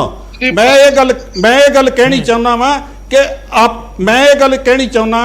ਕਿ ਆਪਾਂ ਆਪੋ ਆਪਣੇ ਸਿਆਸੀ ਅਕਾਵਾਂ ਨੂੰ ਖੁਸ਼ ਕਰਨ ਲਈ ਉਹ ਤੋਤਲੀ ਬੋਲੀ ਨਾ ਬੋਲੀਏ। ਵੇਖੋ 35 ਸਾਲ ਇਹਨਾਂ ਨੇ ਬੀਜੇਪੀ ਤੇ RSS ਦਾ ਨਿੱਘ ਮਾਣਿਆ, ਬਾਦਲ ਪਰਿਵਾਰ ਨੇ, ਅਕਾਲੀ ਦਲ ਨੇ ਮਾਣਿਆ ਵਾ। ਇਹ ਕਹਿੰਦੇ ਸਾਡਾ ਮੀਆਂ ਬੀਬੀ ਦਾ ਰਿਸ਼ਤਾ, ਵੱਡੇ ਬਾਦਲ ਸਾਹਿਬ ਕਹਿੰਦੇ ਰਹੇ ਸਾਡਾ 9 ਮਾਸ ਦਾ ਰਿਸ਼ਤਾ ਵਾ। ਇਹ ਅੱਜ ਸਾਨੂੰ ਕਿੱਦਾਂ ਦੋਸ਼ ਦੇ ਸਕਦੇ ਆ ਕਿ ਅਸੀਂ ਉਹਨਾਂ ਦੀ ਬੋਲੀ ਬੋਲ ਰਹੇ ਆ ਜਾਂ ਉਹਨਾਂ ਦੀ ਗੱਲ ਕਰ ਰਹੇ ਆ? ਜੇ ਦਿੱਲੀ ਸਿੱਖ ਗੁਰਦੁਆਰਾ ਪ੍ਰਬੰਧਕ ਕਮੇਟੀ ਨੇ ਅੰਮ੍ਰਿਤਸਰ ਦੇ ਵਿੱਚ ਦਫ਼ਤਰ ਖੋਲਿਆ, ਉਹ ਸ਼੍ਰੋਮਣੀ ਗੁਰਦੁਆਰਾ ਪ੍ਰਬੰਧਕ ਕਮੇਟੀ ਦੀ ਨਲਾਇਕੀ ਕਾਰਨ ਖੋਲਿਆ। ਅੱਜ ਸਮੁੱਚੇ ਪੰਜਾਬ ਦੇ ਵਿੱਚ ਨਸ਼ਿਆਂ ਦਾ ਹੜ੍ਹ ਵਗ ਰਿਹਾ, ਪੁਣੇ ਦੀ ਹਨੇਰੀ ਚੱਲ ਰਹੀ ਆ, ਜਬਰੀ ਧਰਮ ਪਰਿਵਰਤਨ ਕਰਵਾਇਆ ਜਾ ਰਿਹਾ। ਇਸ ਕਰਕੇ ਅਸੀਂ ਦਿੱਲੀ ਸਿੱਖ ਗੁਰਦੁਆਰਾ ਪ੍ਰਬੰਧਕ ਕਮੇਟੀ ਨੇ ਅੰਮ੍ਰਿਤਸਰ ਦੇ ਵਿੱਚ ਦਫ਼ਤਰ ਖੋਲਿਆ। ਮੈਂ ਚਾਵਲਾ ਜੀ ਤੋਂ ਜਵਾਬ ਲੈਣਾ, ਪਰ ਉਸ ਤੋਂ ਚਾਵਲਾ ਜੀ ਇਕੱਠੇ ਜਵਾਬ ਦੇ ਦਿਓ ਪਲੀਜ਼। ਸਰਬਜੀਤ ਜੀ ਬਹੁਤ ਦੇਰ ਦੇ ਇੰਤਜ਼ਾਰ ਕਰ ਰਹੇ ਨੇ। ਸਰਬਜੀਤ ਜੀ ਤੁਸੀਂ ਕੁਝ ਕਹਿਣਾ ਵੀ ਚਾਹ ਰਹੇ ਸੀ? ਦੇਖੋ ਮੈਂ ਚਾਵਲਾ ਜੀ ਆ ਰਿਹਾ ਤੁਹਾਡੇ ਕੋਲ 2-30 ਸੈਕਿੰਡ ਸਰ ਪਲੀਜ਼। ਜਿਹੜਾ ਸੁਪਰੀਮ ਕੋਰਟ ਦੇ ਵਿੱਚ ਇਹਨਾਂ ਦੇ ਵਕੀਲਾਂ ਨੇ ਲੜਾਈ ਲੜੀ ਹੈ, ਇਹ ਕਹਿੰਦੇ ਪਏ ਪਾਰਲੀਮੈਂਟ ਦਾ ਐਕਟ ਹੈ। ਇਹਨਾਂ ਨੂੰ ਮੈਂ ਬੇਨਤੀ ਕਰ ਦਵਾਂ 1925 ਦੇ ਵਿੱਚ ਪੈਪਸੂ ਸੀ ਪੰਜਾਬ ਦੇ ਵਿੱਚ, ਉਦੋਂ ਪੈਪਸੂ ਨੇ ਇਹ ਐਕਟ ਬਣਾਇਆ ਸੀ। ਹਿੰਦੁਸਤਾਨ ਦੀ ਉਸ ਲਈ ਕਿਸੇ ਸੈਂਟਰਲ ਕਮੇਟੀ ਨੇ ਨਹੀਂ ਸੀ, ਸੈਂਟਰ ਗਵਰਨਮੈਂਟ ਨੇ ਨਹੀਂ ਸੀ ਬਣਾਇਆ। ਦੂਸਰੀ ਗੱਲ ਇਹ ਸਟੇਟ ਸਬਜੈਕਟ ਸੀ ਔਰ ਸਟੇਟ ਦਾ ਐਕਟ ਹੈ। ਇਸ ਨੂੰ ਇਹਨਾਂ ਦੇ ਵਕੀਲਾਂ ਨੇ ਸੁਪਰੀਮ ਕੋਰਟ ਦੇ ਗੱਲ ਹੈ ਬਿਲਕੁਲ ਗਲਤ ਜਿਹੜੀ ਹੈ ਲਈ ਜਾ ਰਹੀ ਹੈ। ਦੂਸਰੀ ਗੱਲ ਇਹ ਹੈ ਕਿ ਹਰਿਆਣਾ ਗੁਰਦੁਆਰਾ ਪ੍ਰਬੰਧਕ ਕਮੇਟੀ ਦੇ ਮੌਜੂਦਾ ਜੋ ਇਲੈਕਟਡ ਪ੍ਰਧਾਨ ਨੇ ਜਥੇਦਾਰ ਬਲਜੀਤ ਸਿੰਘ ਦਾਦੂਵਾਲ ਜੀ, ਉਹਨਾਂ ਨੇ ਵੀ ਕਿਹਾ ਔਰ ਅਸੀਂ ਵੀ ਕਹਿੰਦੇ ਹਾਂ, ਸ਼੍ਰੋਮਣੀ ਗੁਰਦੁਆਰਾ ਪ੍ਰਬੰਧਕ ਕਮੇਟੀ ਸਾਡੀ ਇੱਕ ਕਿਸਮ ਦੀ ਮਾਂ ਹੈਗੀ ਹੈ। ਇਹਨਾਂ ਨੂੰ ਇੱਕ ਮਾਂ ਦਾ ਰੂਪ ਜਿਹੜਾ ਧਾਰ ਕੇ ਤੇ ਇਹ ਸਾਰਿਆਂ ਨੂੰ ਆਪਣੇ ਕਲਾਵੇ ਚ ਲੈ, ਮਤਲਬ ਤੁਸੀਂ ਇਹ ਮੰਨ ਰਹੇ ਹੋ ਕਿ ਐਸਜੀਪੀਸੀ ਦੀਆਂ ਪਾਵਨਾਂ ਘਟੀਆਂ? ਨਹੀਂ ਸਰਬਜੀਤ ਜੀ, ਠੀਕ ਹੈ, ਤੁਸੀਂ ਇਹ ਮੰਨ ਰਹੇ ਹੋ ਕਿ ਐਸਜੀਪੀਸੀ ਦਾ ਦਾਇਰਾ ਘਟਿਆ, ਜਿਹੜੀ ਕਮਜ਼ੋਰ ਹੋਈ ਹੈ ਹਰਿਆਣਾ ਦੀ ਕਮੇਟੀ ਅਲੱਗ ਬਣਨ ਦੇ ਨਾਲ? ਨਹੀਂ, ਇਹ ਅਸੀਂ ਬਿਲਕੁਲ ਨਹੀਂ ਮੰਨਦੇ ਜੀ, ਇਹ ਬਿਲਕੁਲ ਨਹੀਂ ਘਟਿਆ, ਸਗੋਂ ਪੈਰਲਰ ਤਾਂ ਹੈਗੀ ਹੈ ਨਾ ਸਰ, ਐਸਜੀਪੀਸੀ ਦੇ ਪੈਰਲਰ ਐਚਐਸਜੀਐਮਸੀ ਹੈ ਕਿ ਨਹੀਂ? ਮੇਰੀ ਗੱਲ ਸੁਣੋ, ਇਹ ਮਜ਼ਬੂਤੀ ਇਸ ਤਰ੍ਹਾਂ ਆਏਗੀ ਜੇ ਜਿਸ ਤਰ੍ਹਾਂ ਅੱਜ ਕੇਂਦਰ ਦੀ ਸਰਕਾਰ ਹੈ, ਥੱਲੇ 22 ਸਟੇਟਾਂ ਨੇ, 27 ਸਟੇਟਾਂ ਨੇ, ਇਸੇ ਤਰ੍ਹਾਂ ਸ਼੍ਰੋਮਣੀ ਕਮੇਟੀ ਸਾਡੀ ਕੇਂਦਰ ਸਰਕਾਰ ਹੈ ਔਰ ਇਹਨਾਂ ਦੇ ਥੱਲੇ ਸਟੇਟਾਂ ਕੰਮ ਕਰ ਰਹੀਆਂ ਨੇ। ਇਹ ਜੇ ਜਿਸ ਤਰ੍ਹਾਂ ਦਿੱਲੀ ਦੇ ਵਿੱਚ 2 ਮੈਂਬਰ ਕਾਪਟ ਕਰਦੇ ਨੇ ਦਿੱਲੀ ਵਾਲੇ ਇਹਨਾਂ ਦੇ, ਤੇ ਇਹ ਦਿੱਲੀ ਵਾਲਿਆਂ ਦੇ ਮੈਂਬਰ ਕਾਪਟ ਕਰਦੇ ਨੇ, ਜੇ ਇਸੇ ਤਰ੍ਹਾਂ ਹਰਿਆਣਾ ਦਾ ਵੀ ਹੋ ਜਾਏ ਤੇ ਬੜੇ ਵਧੀਆ ਤਰੀਕੇ ਦੇ ਨਾਲ ਇਹ ਤਾਲਮੇਲ ਬਣ ਕੇ ਜਿਹੜਾ ਹੈ ਇੱਕ ਮਜ਼ਬੂਤੀ ਆਉਂਦੀ ਹੈ। ਇਸ ਕਰਕੇ ਇਹ ਗਲਤ ਗੱਲ ਨਾ ਫੈਲਾਈ ਜਾਵੇ, ਸੰਗਤਾਂ ਦੇ ਵਿੱਚ ਗਲਤ ਜਿਹੜੀਆਂ ਗੱਲਾਂ ਨੇ ਨਾ ਕੀਤੀਆਂ ਜਾਣ। ਚਾਵਲਾ ਜੀ ਔਰ ਜੋ ਹਰਿਆਣਾ ਜੇ ਮੈਂ ਇਹ ਵੀ ਕਹਿ ਰਿਹਾ, ਦਿੱਲੀ ਕਮੇਟੀ ਨੇ ਜਿਹੜਾ ਪੰਜਾਬ ਦੇ ਵਿੱਚ ਆਪਣਾ ਸੈਂਟਰ ਕਾਇਮ ਕੀਤਾ ਉਹ ਸ਼੍ਰੋਮਣੀ ਕਮੇਟੀ ਦੀ ਅਣਗਹਿਲੀ ਕਰਕੇ ਹੋਇਆ ਹੈ। ਕਿੰਨਾ ਧਰਮ ਪਰਿਵਰਤਨ ਹੋ ਗਿਆ ਜਦੋਂ ਦੇ ਭੋਮਾ ਸਾਹਿਬ ਆਏ ਨੇ, ਇਹਨਾਂ ਨੇ ਕਿੰਨੇ ਬੰਦਿਆਂ ਨੂੰ ਕ੍ਰਿਸਚੀਅਨਿਟੀ ਤੋਂ ਮੁੜ ਕੇ ਸਿੱਖ ਧਰਮ ਵਿੱਚ ਲਿਆਂਦਾ, ਇਸ ਚੀਜ਼ ਨੂੰ ਦੇਖਣਾ ਚਾਹੀਦਾ। ਠੀਕ ਹੈ ਚਾਵਲਾ ਜੀ ਤੋ ਮੇਰੀ ਸੁਣੋ ਗੱਲ, ਭੋਮਾ ਸਾਹਿਬ ਦੇ ਆਉਣ ਤੇ ਇਹ 15 ਦਿਨਾਂ ਦੀ ਧਰਮ ਪਰਿਵਰਤਨ ਰੋਕਿਆ। ਇਹ ਭੋਮਾ ਸਾਹਿਬ ਪਹਿਲਾਂ ਪੰਜਾਬ 'ਚ ਹੀ ਰਹੇ ਆ, ਭੋਮਾ ਸਾਹਿਬ ਕਿਹੜਾ ਬਾਹਰੋਂ ਵਿਦੇਸ਼ 'ਚੋਂ ਸਪੈਸ਼ਲ ਲਿਆਂਦੇ 에ਅਰ ਲਿਫਟ ਕਰਕੇ, ਇੱਥੇ ਹੀ ਰਹੇ। ਫੈਡਰੇਸ਼ਨ ਬੜੇ ਉੱਗੇ ਆਗੂ, ਖੁਦ ਫੈਡਰੇਸ਼ਨ ਦੇ ਪ੍ਰਧਾਨ ਇੱਕ ਧੜੇ ਦੇ ਇਹ ਖੁਦ ਬਣੇ। ਇਹਨਾਂ ਨੂੰ ਉਸ ਵੇਲੇ ਆਪਾਂ ਇਹ ਸਾਰੀਆਂ ਗੱਲਾਂ ਐਵੇਂ ਇਹਨਾਂ ਗੱਲਾਂ ਦੇ ਕਨਾਰੇਟਾਂ ਵਿੱਚ ਕਿਤੇ ਨਹੀਂ ਪਈ ਗੱਲ। ਜਿਹੜੀ ਗੱਲ ਭੋਮਾ ਸਾਹਿਬ ਕਹਿੰਦੇ ਆ, ਸਭ ਤੋਂ ਪਹਿਲਾਂ ਬੜੀ ਸੀਰੀਅਸ ਗੱਲ ਇਹਨਾਂ ਨੇ ਕੀਤੀ ਆ ਕਿ ਬਾਦਲ ਟੌੜਾ ਤੇ ਅਸੀਂ ਲੌਂਗੋਵਾਲ ਤੇ ਦੋਸ਼ ਲਾਉਂਦੇ ਰਹੇ। ਅਸੀਂ ਤਾਂ ਕਦੇ ਦੋਸ਼ ਲਾਇਆ ਨਹੀਂ, ਸਾਨੂੰ ਭੋਮਾ ਸਾਹਿਬ ਅੱਜ ਤੱਕ ਦਿਖਾ ਦੇਣ ਦੋਸ਼ ਲਾਇਆ ਹੋਵੇ। ਨੰਬਰ 1। ਨੰਬਰ 2, ਬਾਹਰ ਜੇਲ੍ਹਾਂ ਤੋਂ ਬਾਹਰ ਆ ਕੇ ਇਹ ਗੱਲ ਤੋਂ ਤੁਸੀਂ ਨਹੀਂ ਮੁੱਕਰ ਸਕਦੇ ਚਾਵਲਾ ਸਾਹਿਬ, ਇਸ ਗੱਲ ਤੋਂ ਨਹੀਂ ਮੁੱਕਰ ਸਕਦੇ। ਸਭ ਤੋਂ ਇਸ ਵੇਲੇ ਤਾਂ ਮੈਂ ਪਾਰਟੀ ਦਾ ਮੀਤ ਪ੍ਰਧਾਨ ਆ, ਵਰਕਿੰਗ ਕਮੇਟੀ ਮੈਂਬਰ ਆ, ਮੈਂ ਕਦੋਂ ਕਹਿੰਦਾ ਮੈਂ ਨਹੀਂ ਆ। ਪਹਿਲਾਂ ਮੇਰੀ ਗੱਲ ਸੁਣੋ, ਮੁੱਕਰਦਾ ਮੈਂ ਤਾਂ ਵਜ ਮੈਂ ਨਾ ਮੰਨਾ। ਮੈਂ ਕਹਿੰਦਾ ਕਿ ਜਦੋਂ ਜੇਲ੍ਹਾਂ ਤੋਂ ਬਾਹਰ ਆਏ, ਜੇਲ੍ਹਾਂ ਤੋਂ ਬਾਹਰ ਆ ਕੇ ਸਭ ਪਹਿਲਾਂ ਟੌੜਾ ਸਾਹਿਬ ਦੇ ਨਾਲ, ਬਾਦਲ ਸਾਹਿਬ ਦੇ ਨਾਲ, ਮੈਨੂੰ ਤੁਸੀਂ ਦੱਸ ਦਿਓ ਸਭ ਤੋਂ ਪਹਿਲਾਂ ਕੌਣ ਸਿਆਸੀ ਤੌਰ ਤੇ ਤੁਸੀਂ ਤੁਰੇ, ਦੱਸੋ। ਤੁਸੀਂ ਸਭ ਤੋਂ ਪਹਿਲਾਂ ਭਾਈ ਮਨਜੀਤ ਸਿੰਘ ਦੇ ਤੁਸੀਂ ਸਾਰੀ ਇੱਕ ਗਰੁੱਪ ਸੀ, ਔਰ ਸਰਦਾਰ ਹਰਮਿੰਦਰ ਸਿੰਘ ਗਿੱਲ MLA ਦੇ ਪੱਟੀ ਦੇ ਰਹੇ, ਉਹਨਾਂ ਸਾਰੇ ਤੁਸੀਂ ਰਲ ਕੇ ਟੌੜਾ ਸਾਹਿਬ ਦੇ ਬਾਲ ਸਾਹਿਬ ਦੇ ਸਮਾਗਮ ਕਰਾਉਂਦੇ ਰਹੇ। ਅਸੀਂ ਖੁਦ ਵੇਖਦੇ ਰਹੇ, ਤੁਸੀਂ ਉਹਨਾਂ ਵਿੱਚ ਸ਼ਾਮਲ, ਔਰ ਤੁਸੀਂ you are the second leader, ਤੁਸੀਂ ਦੂਜੀ ਪੋਜੀਸ਼ਨ ਦੇ ਮਾਲ ਉੱਥੇ ਬੰਦੇ ਸੀ, ਜੋੜੀ ਤੁਸੀਂ ਸ਼ਾਮਲ ਹੋਏ। ਪੁਆਇੰਟ ਤੇ ਆ ਜਾਵਾਂ ਚਾਵਲਾ ਜੀ, ਬਹੁਤ ਸਾਰੇ ਮੁੱਦੇ ਹੈਗੇ ਨੇ, ਆਪਾਂ ਚਰਚਾ ਕਰ ਸਕਦੇ ਹਾਂ ਉਹਨਾਂ ਦੇ ਉੱਤੇ, ਪਰ ਦੇਖੋ ਸਰਬਜੀਤ ਜੀ ਕਹਿ ਰਹੇ ਕਿ ਮਜ਼ਬੂਤ ਹੋਈ ਹੈ ਨਾ, ਤੁਸੀਂ ਕਮਜ਼ੋਰ ਵਾਲੀ ਗੱਲ ਕਿਉਂ ਕਹਿ ਰਹੇ ਹੋ ਕਿ ਮਜ਼ਬੂਤ ਹੋਈ ਹੈ ਐਸਜੀਪੀਸੀ ਐਚਐਸਜੀਐਮਸੀ ਦੇ ਆਉਣ ਦੇ ਨਾਲ? ਐਸਜੀਪੀਸੀ ਨੂੰ ਡਿਵਾਈਡ ਕਰਕੇ ਸਿੱਖਾਂ ਵਿੱਚ ਭਰਾ ਮਾਰੂ ਜੰਗ ਕਰਾਉਣ ਦੀ ਇਹ ਬੀਜੇਪੀ ਦੀ ਇੱਕ ਬੜੀ ਦੇਰ ਦੀ ਸਾਜ਼ਿਸ਼ ਹੈ। ਅੱਜ ਸਾਨੂੰ ਇਹ ਗੱਲਾਂ ਮਿੱਠੀਆਂ ਲੱਗ ਰਹੀਆਂ, ਇਹ ਮਿੱਠੀਆਂ ਸਾਨੂੰ ਕੱਲ ਨੂੰ ਕੌੜੀਆਂ ਲੱਗਣ ਲੱਗ ਪੜੀਆਂ। ਇਹ ਸਿੱਖਾਂ ਲਈ ਇੱਕ ਬਹੁਤ ਹੀ ਨਹੀਂ, ਕਿਹਨਾਂ ਨੂੰ ਕੌੜੀਆਂ ਲੱਗਣਗੀਆਂ? ਇਹ ਹਰਿਆਣੇ ਵਾਲਿਆਂ ਨੂੰ ਵੀ ਕੌੜੀਆਂ ਲੱਗ ਸਕਦੀਆਂ ਜਾਂ ਪੰਜਾਬ ਵਾਲਿਆਂ ਨੂੰ ਹੀ ਲੱਗਣਗੀਆਂ? ਪੰਜਾਬ ਨੂੰ ਤਾਂ ਹੁਣ ਹੀ ਲੱਗ ਰਹੀਆਂ, ਲੇਕਿਨ ਹਰਿਆਣੇ ਵਾਲਿਆਂ ਨੂੰ ਅੱਜ ਮਿੱਠੀਆਂ ਲੱਗਦੀਆਂ। ਇਹ ਮੇਰੇ ਭਰਾਵਾਂ ਨੂੰ ਮਿੱਠੀਆਂ ਲੱਗਦੀਆਂ, ਇਹ ਬੜੀਆਂ ਕੌੜੀਆਂ ਲੱਗਦੀਆਂ। ਏਡੇ ਵੱਡੀ ਕਵਾਇਤ ਸੀ ਜਿਹੜੀ ਉਹ ਬੜੀ ਦੇਰ ਦੀ ਦਾਸ ਹੀ ਪੁੱਛਦੇ ਕਿ ਬਲੂ ਸਟਾਰ ਨਾਲ ਤੁਲਨਾ ਕਿਉਂ ਕੀਤੀ। ਅਸੀਂ ਨਹੀਂ ਮੇਰੇ ਨਾਲ, ਨਹੀਂ ਮੇਰੇ ਗੋਲੀਆਂ ਨਾਲ। ਉਹਨਾਂ ਨੂੰ ਪਤਾ ਕਿ ਜਿੱਦਣ ਮਰਦੇ ਆ ਇਹਨਾਂ ਨੂੰ ਸਿਧਾਂਤਕ ਤੌਰ ਤੇ ਇਸ ਢੰਗ ਦੇ ਨਾਲ ਇਹਨਾਂ ਨੂੰ ਵੱਢੋ, ਇਹਨਾਂ ਨੂੰ ਪਾੜ ਦਿਓ। ਡਿਵਾਈਡ ਐਂਡ ਰੂਲ ਦਾ ਸਭ ਤੋਂ ਵੱਡਾ ਟੁੱਟਿਆ ਜੀ, ਦੱਸੋ ਕਿਹੜਾ ਸਿਧਾਂਤ ਟੁੱਟਿਆ? ਇਹ ਸਿਧਾਂਤਕ ਤੌਰ ਤੇ ਕਹਿ ਰਹੇ ਕਿਹੜਾ ਸਿਧਾਂਤ ਟੁੱਟਿਆ? ਅਸੀਂ ਵੀ ਅਕਾਲ ਤਖਤ ਨੂੰ ਮੰਨਦੇ ਆ, ਸਾਡਾ ਵੀ ਉਹੀ ਹੈ, ਅਸੀਂ ਵੀ ਸਿੱਖੀ ਸਿਧਾਂਤ ਤੇ ਖੜੇ ਆ। ਕਿਹੜਾ ਸਿਧਾਂਤ ਟੁੱਟ ਗਿਆ ਇੱਥੇ? ਅਕਾਲ ਤਖਤ ਨੂੰ ਸਾਰਾ ਸਿੱਖ ਹੀ ਮੰਨਦਾ, ਭਾਵੇਂ ਉਹ ਜਗਤਾਰ ਸਿੰਘ ਹਵਾਰਾ ਹੀ ਕਿਉਂ ਨਾ ਹੋਵੇ, ਉਹ ਵੀ ਮੰਨਦਾ। ਉਹ ਭਾਵੇਂ ਆਪਣੇ ਆਪ ਦੇ ਜਥੇਦਾਰ ਆ, ਅਕਾਲ ਤਖਤ ਦਾ ਜਥੇਦਾਰ ਆ। ਸਿਧਾਂਤ ਟੁੱਟਿਆ, ਸਿਧਾਂਤ ਕਿਹੜਾ ਟੁੱਟ ਗਿਆ? ਫਿਰ ਸਿੱਖੀ ਨੂੰ ਕਾਹਦਾ ਖਤਰਾ ਹੋ ਗਿਆ? ਜੇ ਸਿੱਖ ਹੀ ਆਪਣੇ ਗੁਰਦੁਆਰਿਆਂ ਦੀ ਸੇਵਾ ਸੰਭਾਲ ਕਰ ਰਹੇ ਆ, ਕਰਨ ਲਈ ਤਤਪਰ ਨੇ, ਤੇ ਫਿਰ ਸਿਧਾਂਤ ਕਿਹੜਾ ਟੁੱਟਿਆ? ਜੰਮੂ ਸਾਹਿਬ ਇਹ ਬੜਾ ਵੱਡਾ ਹਮਲਾ ਸਾਡੇ ਤੇ ਮਾਰਿਆ, ਤਾਈਓ ਆਪਾਂ ਅੱਜ ਬਹਿਸ ਰਹੇ ਆ ਨਾ। ਅੱਜ ਦੇਖੋ ਆਪਾਂ ਲੜ ਰਹੇ ਆ ਨਾ, ਬਹਿਸ ਰਹੇ ਆ, ਤਾਂ ਹੀ ਲੜ ਰਹੇ ਆ ਕਿ ਸਰਕਾਰ ਦੇ ਸਾਨੂੰ ਅੱਜ ਇੱਕ ਦੂਜੇ ਦੇ ਸਾਹਮਣੇ ਲੈ ਕੇ ਖੜਾ ਕਰ ਦਿੱਤਾ। ਜੇ ਐਸਜੀਪੀਸੀ ਔਰ ਸ਼੍ਰੋਮਣੀ ਅਕਾਲੀ ਦਲ ਵੱਡਾ ਦਿਖਾਵੇ ਨਾ, ਵੱਡਾਪਨ, ਫਿਰ ਲੜਾਈ ਦੀ ਲੋੜ ਹੀ ਨਾ ਪਵੇ। ਇਹ ਸਿਰਫ ਸ਼੍ਰੋਮਣੀ ਅਕਾਲੀ ਦਲ ਦੀ ਸਾਖ ਪੰਜਾਬ ਦੇ ਵਿੱਚੋਂ ਬਿਲਕੁਲ ਖਤਮ ਹੋ ਗਈ ਹੈ। ਉਸ ਨੂੰ ਬਹਾਲ ਕਰਨ ਦੇ ਲਈ ਇਹ ਹਾਰ ਪਾਇਆ ਜਾ ਰਿਹਾ ਹੈ। ਇਹ ਕੋਈ ਮੁੱਦਾ ਨਹੀਂ ਹੈ ਹਰਿਆਣਾ ਸਿੱਖ ਗੁਰਦੁਆਰਾ ਪ੍ਰਬੰਧਕ ਕਮੇਟੀ ਦਾ। ਸ਼੍ਰੋਮਣੀ ਅਕਾਲੀ ਦਲ ਕੋਲ ਕੋਈ ਮੁੱਦਾ ਹੀ ਨਹੀਂ ਰਹਿ ਗਿਆ। ਉਹਨਾਂ ਨੇ ਸਿੱਖਾਂ ਦੇ ਵਿੱਚ ਮੁੜ ਕੇ ਪਾੜ ਪਾਣਾ, ਸ਼੍ਰੋਮਣੀ ਅਕਾਲੀ ਦਲ ਪਾੜ ਪਾ ਰਿਹਾ। ਸ਼੍ਰੋਮਣੀ ਅਕਾਲੀ ਦਲ ਕੋ ਨਾ ਸਾਖ ਖਤਮ ਹੋਈ ਨਾ ਹੋਣੀ ਹੈ। ਸ਼੍ਰੋਮਣੀ ਅਕਾਲੀ ਦਲ ਬੜੀ ਵੱਡੀ ਇੱਕ ਸਿੱਖ ਪੰਥ ਦੀ ਜਮਾਤ ਹੈ। ਬੜੇ ਵੱਡੇ ਕੁਰਬਾਨੀਆਂ ਸੰਘਰਸ਼ ਤੋਂ ਬਾਅਦ ਬਣੀਆਂ। ਕਈ ਵਾਰ ਵਾਧੇ ਘਾਟੇ ਹੇਠਾਂ ਤਾਂ ਹੋ ਜਾਂਦਾ। ਇਹ ਵਕਤੀ ਗੱਲਾਂ ਹੁੰਦੀਆਂ। ਸ਼੍ਰੋਮਣੀ ਅਕਾਲੀ ਦਲ ਨਾ ਮਰਿਆ ਨਾ ਮਰਨਾ। ਸ਼੍ਰੋਮਣੀ ਅਕਾਲੀ ਦਲ ਜਿਉਂਦਾ ਸੀ, ਜਿਉਂਦੇ ਬੈਠੇ ਆ, ਕੋਈ ਮਸਲਾ ਨਹੀਂ। ਇਹ ਆਪਾਂ ਅੱਜ ਇੰਨੇ ਕਮਜ਼ੋਰ ਨਾ ਆਪਣੇ ਆਪ ਨੂੰ ਬੰਨੀਏ ਕਿ ਅਸੀਂ ਕਹੇ ਸ਼੍ਰੋਮਣੀ ਅਕਾਲੀ ਦਲ ਸਮੁੱਚੇ ਦੇਸ਼ ਲਈ ਚੈਲੰਜ ਹੈ। ਸ਼੍ਰੋਮਣੀ ਅਕਾਲੀ ਦਲ ਸਮੁੱਚੇ ਸਿੱਖ ਦੋਖੀਆਂ ਲਈ, ਸਿੱਖ ਵਿਰੋਧੀਆਂ ਲਈ, ਸਾਰਿਆਂ ਲਈ ਚੈਲੰਜ ਹੈ। ਔਰ ਸ਼੍ਰੋਮਣੀ ਅਕਾਲੀ ਦਲ ਸਾਹਮਣੇ ਇਹ ਵੇਖੋ ਇਹ ਕਿਵੇਂ ਇਹ ਜਿਹੜੀ ਜੰਗ ਹੈ ਇਹ ਵੀ ਜਿੱਤ ਕੇ ਸ਼੍ਰੋਮਣੀ ਅਕਾਲੀ ਦਲ ਲੈ ਕੇ। ਚਲੋ ਮੈਂ ਇੱਕ ਛੋਟਾ ਰਿਐਕਸ਼ਨ ਲਵਾਂਗਾ, ਮੇਰੇ ਕੋਲ ਹੁਣ ਸਮਾਂ ਬਹੁਤ ਪੂਰਾ ਹੈ। ਸੰਧੂ ਸਾਹਿਬ, ਸ਼ੁਰੂਆਤ ਤੁਹਾਡੇ ਤੋਂ। ਜਿਹੜੀ ਪਟੀਸ਼ਨ ਦਾ ਜ਼ਿਕਰ ਕੀਤਾ ਜਾ ਰਿਹਾ, ਜਦੋਂ ਡਬਲ ਬੈਂਚ ਸੁਪਰੀਮ ਕੋਰਟ ਦੀ ਕੋਈ ਫੈਸਲਾ ਸੁਣਾ ਦੇਵੇ, ਉਸ ਤੋਂ ਬਾਅਦ ਪਟੀਸ਼ਨ ਰਿਵਿਊ ਪਟੀਸ਼ਨ ਪਾਈ ਜਾਵੇ, ਕਿੰਨੇ ਕੁ ਚਾਂਸਿਸ ਹੁੰਦੇ ਨੇ ਆਮ ਤੌਰ ਤੇ ਇਸ ਪੂਰੇ ਫੈਸਲੇ ਦੇ ਪਲਟਣ ਦੇ? ਦੇਖੋ ਸਰ, ਜਿਹੜੀ ਰਿਵਿਊ ਪਟੀਸ਼ਨ ਹੈ ਜਿਹੜੀ ਪਊਗੀ ਅੱਗੇ ਆਨਰੇਬਲ ਮਾਨਯੋਗ ਸੁਪਰੀਮ ਕੋਰਟ ਦੇ ਵਿੱਚ, ਉਹਦੇ ਵਿੱਚ ਤਿੰਨ ਕੁ ਗਰਾਊਂਡ ਨੇ ਜੀ। ਨੰਬਰ 1 ਗਰਾਊਂਡ ਹੈ ਵੀ ਕੋਈ ਇਹੋ ਜਿਹੀ ਚੀਜ਼ ਨਵੀਂ ਆ ਜਾਵੇ ਜਿਹੜੀ ਕਿ ਉਹਨਾਂ ਨੂੰ ਆਪਣੇ ਕੋਰਟ ਦੀ ਕੰਸੀਡਰੇਸ਼ਨ 'ਚ ਹੈ ਨਹੀਂ ਸੀ। ਨੰਬਰ 2 ਕੋਈ ਮਿਸਟੇਕ ਆਫ ਲਾਅ ਹੋਵੇ ਵਿੱਚ ਕੋਈ ਉਹਦੇ ਵਿੱਚ। ਤੇ ਨੰਬਰ ਤੀਸਰੀ ਉਹ ਇਦਾਂ ਦੀ ਹੈ ਵੀ ਕੋਈ ਉਹਦੇ ਵਿੱਚ ਕੋਈ ਨਵੀਂ ਚੀਜ਼ ਹੋਵੇ ਜਿਹਦਾ ਆਪਾਂ ਨੂੰ ਮਤਲਬ ਕੋਈ ਸਪੈਸੀਫਿਕ ਬੜੀ ਕੋਈ ਗਰਾਊਂਡ ਹੋਵੇ ਬਹੁਤ ਹੀ ਖਾਸ। ਪਰ ਬੜਾ ਰੇਅਰੈਸਟ ਆਫ ਦੀ ਰੇਅਰ ਹੈ ਵੀ ਜੇ ਕੋਈ ਰਿਵਿਊ ਆਪਣਾ ਮਾਨਯੋਗ ਸੁਪਰੀਮ ਕੋਰਟ ਕਰੂਗੀ।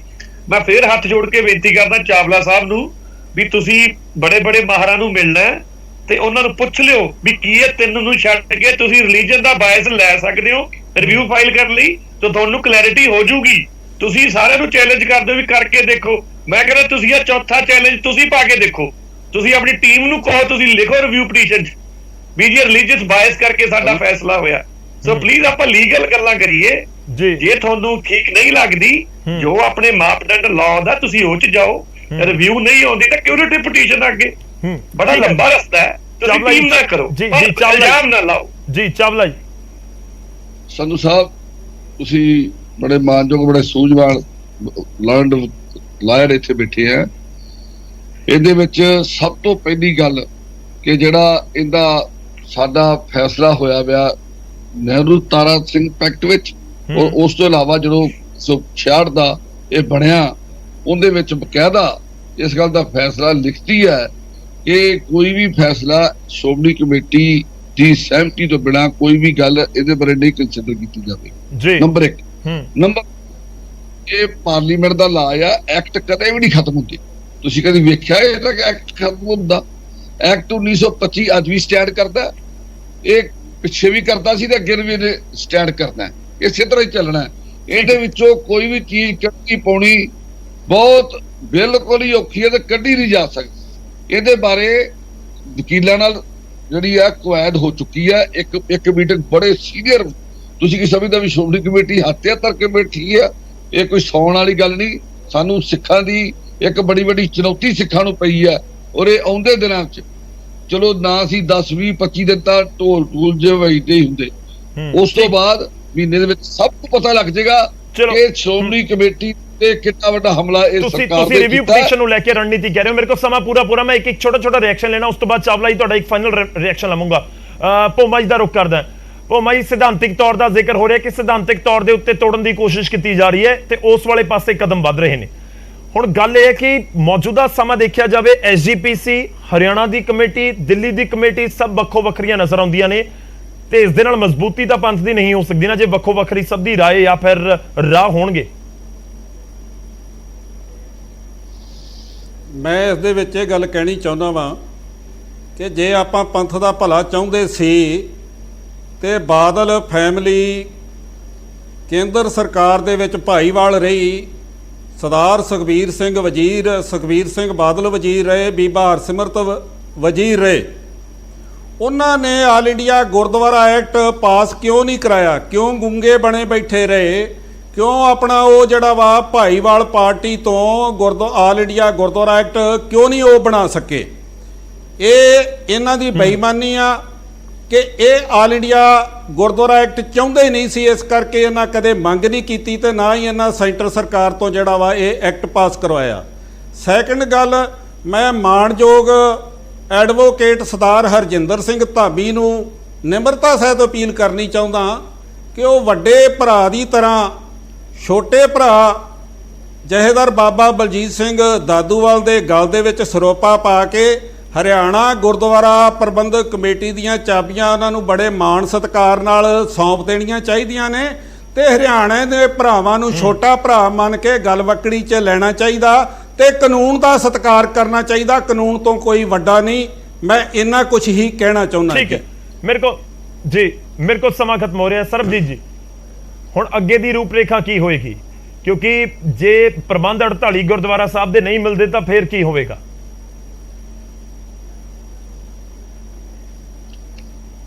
ਸਰਬਜੀਤ ਜੀ, ਮੇਰੀ ਆਵਾਜ਼ ਆ ਰਹੀ ਹੈ? ਲੱਗ ਰਿਹਾ ਕਿ ਕੋਈ ਟੈਕਨੀਕਲ ਇਸ਼ੂ ਹੈ। ਚਾਵਲਾ ਜੀ, ਤੁਹਾਡੀ ਫਾਈਨਲ ਸਟੇਟਮੈਂਟ।